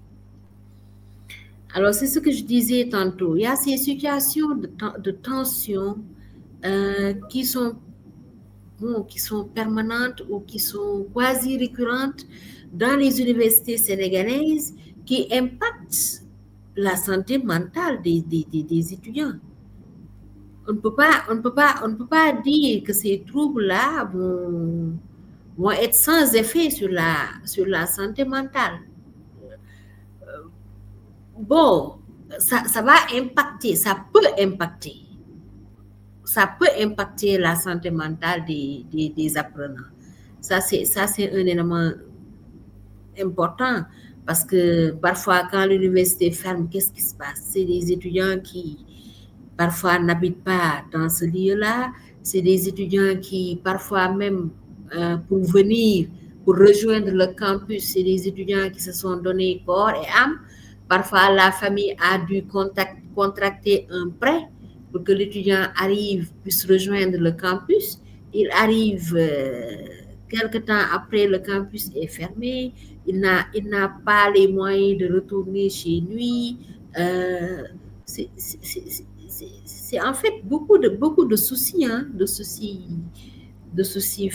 d'ordre économique, d'ordre social, mais même par rapport à son avenir. Hein. Les campus universitaires sont fermés, les examens ne sont pas faits. Or, il y a certains étudiants qui attendent le diplôme, qui souhaitent postuler dans des universités étrangères pour continuer leur formation et qui, tout d'un coup, vont perdre toute leur année parce que tout simplement, au moment où les examens sont faits, c'est trop tard. L'appel à candidature est déjà clos pour les autres universités. Donc, c'est une source, je pense, c'est une source de stress permanent.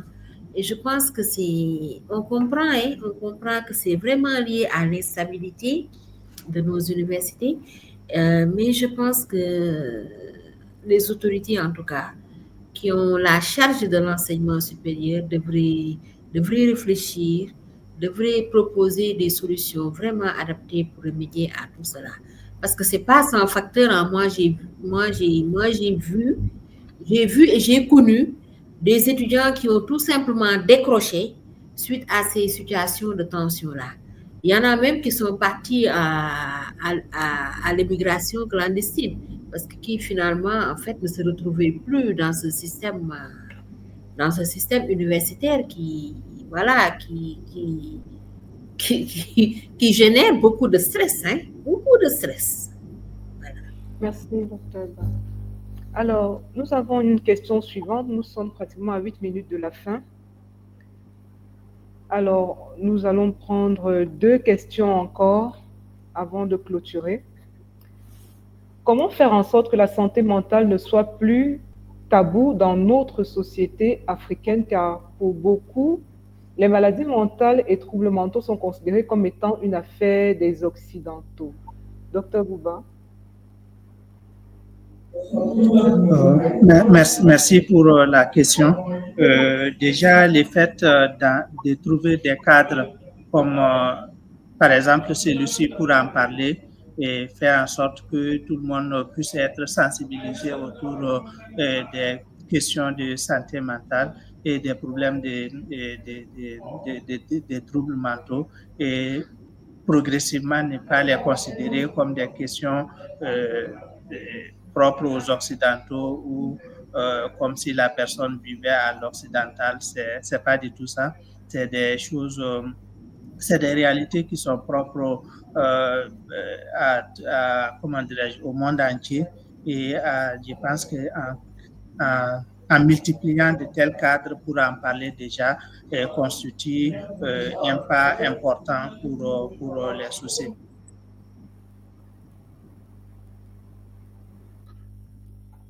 Merci docteur Bouba. Nous allons passer à la question suivante.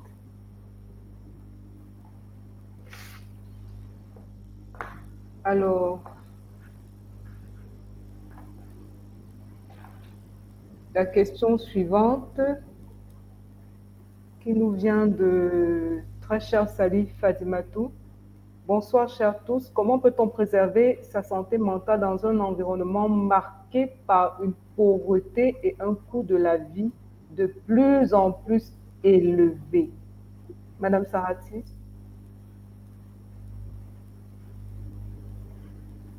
En fait, la question, elle demande 2 heures d'exposé pour pouvoir y répondre. On est dans un phénomène de société qui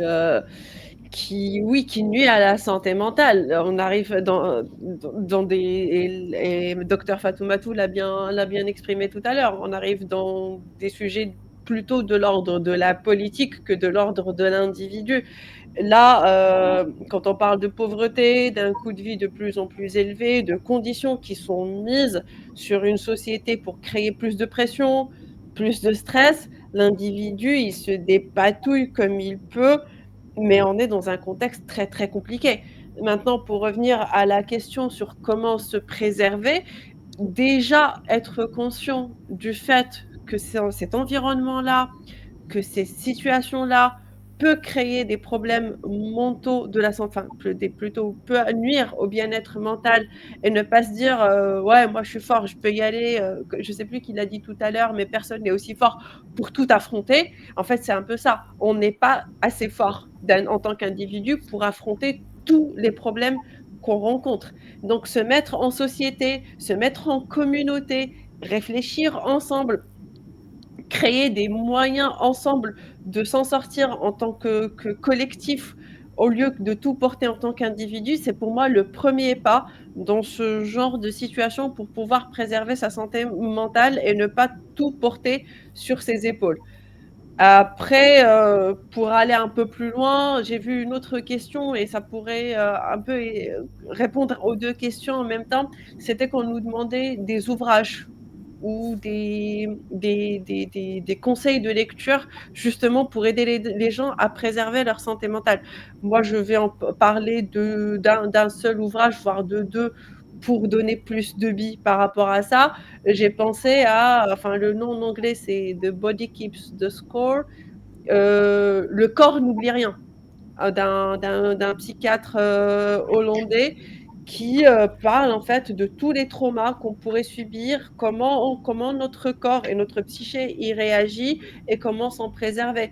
Donc s'intéresser au sujet, lire un peu tout ce qu'on peut trouver autour de nous sur la question et puis s'entourer de personnes et vraiment essayer de vivre ces problématiques-là en groupe, en société. Ça rend la chose beaucoup plus facile que de vouloir s'en sortir d'une manière individualiste et individuelle tout seul. Merci, merci, merci, Madame Sarah. Nous sommes rendus à 3 minutes de la fin et c'était vraiment passionnant. Alors, chers participants, n'oubliez pas de remplir le formulaire et le lien de notre site également sera mis déjà dans le chat pour que vous puissiez visiter le site de l'étudiant africain. Alors, chers intervenants, chers participants, alors que nous clôturons cette conférence du bien-être mental en milieu universitaire, enjeux et perspectives pour l'Afrique, nous exprimons notre gratitude envers chacun d'entre vous. Dr Bouba, Dr Fatoumata Ba, Madame Sarati, Monsieur Sana, nous vous disons merci. Alors, vos contributions ont permis à cet événement d'être riche et profond. Et aujourd'hui, nous sommes convaincus de l'impact durable que doit avoir une santé mentale, un bien-être mental dans la société, en particulier dans le milieu universitaire africain. Alors, nous vous invitons à continuer la réflexion et à passer à l'action dans vos milieux respectifs. L'étudiant africain reste à vos côtés pour soutenir, collaborer, amplifier les initiatives en faveur des étudiants africains. Encore, merci à tous et au plaisir de vous revoir à nos prochains événements. Merci à tout le monde. Allez, bye, merci. À la prochaine. Merci. Merci, à la prochaine. Merci, à la prochaine.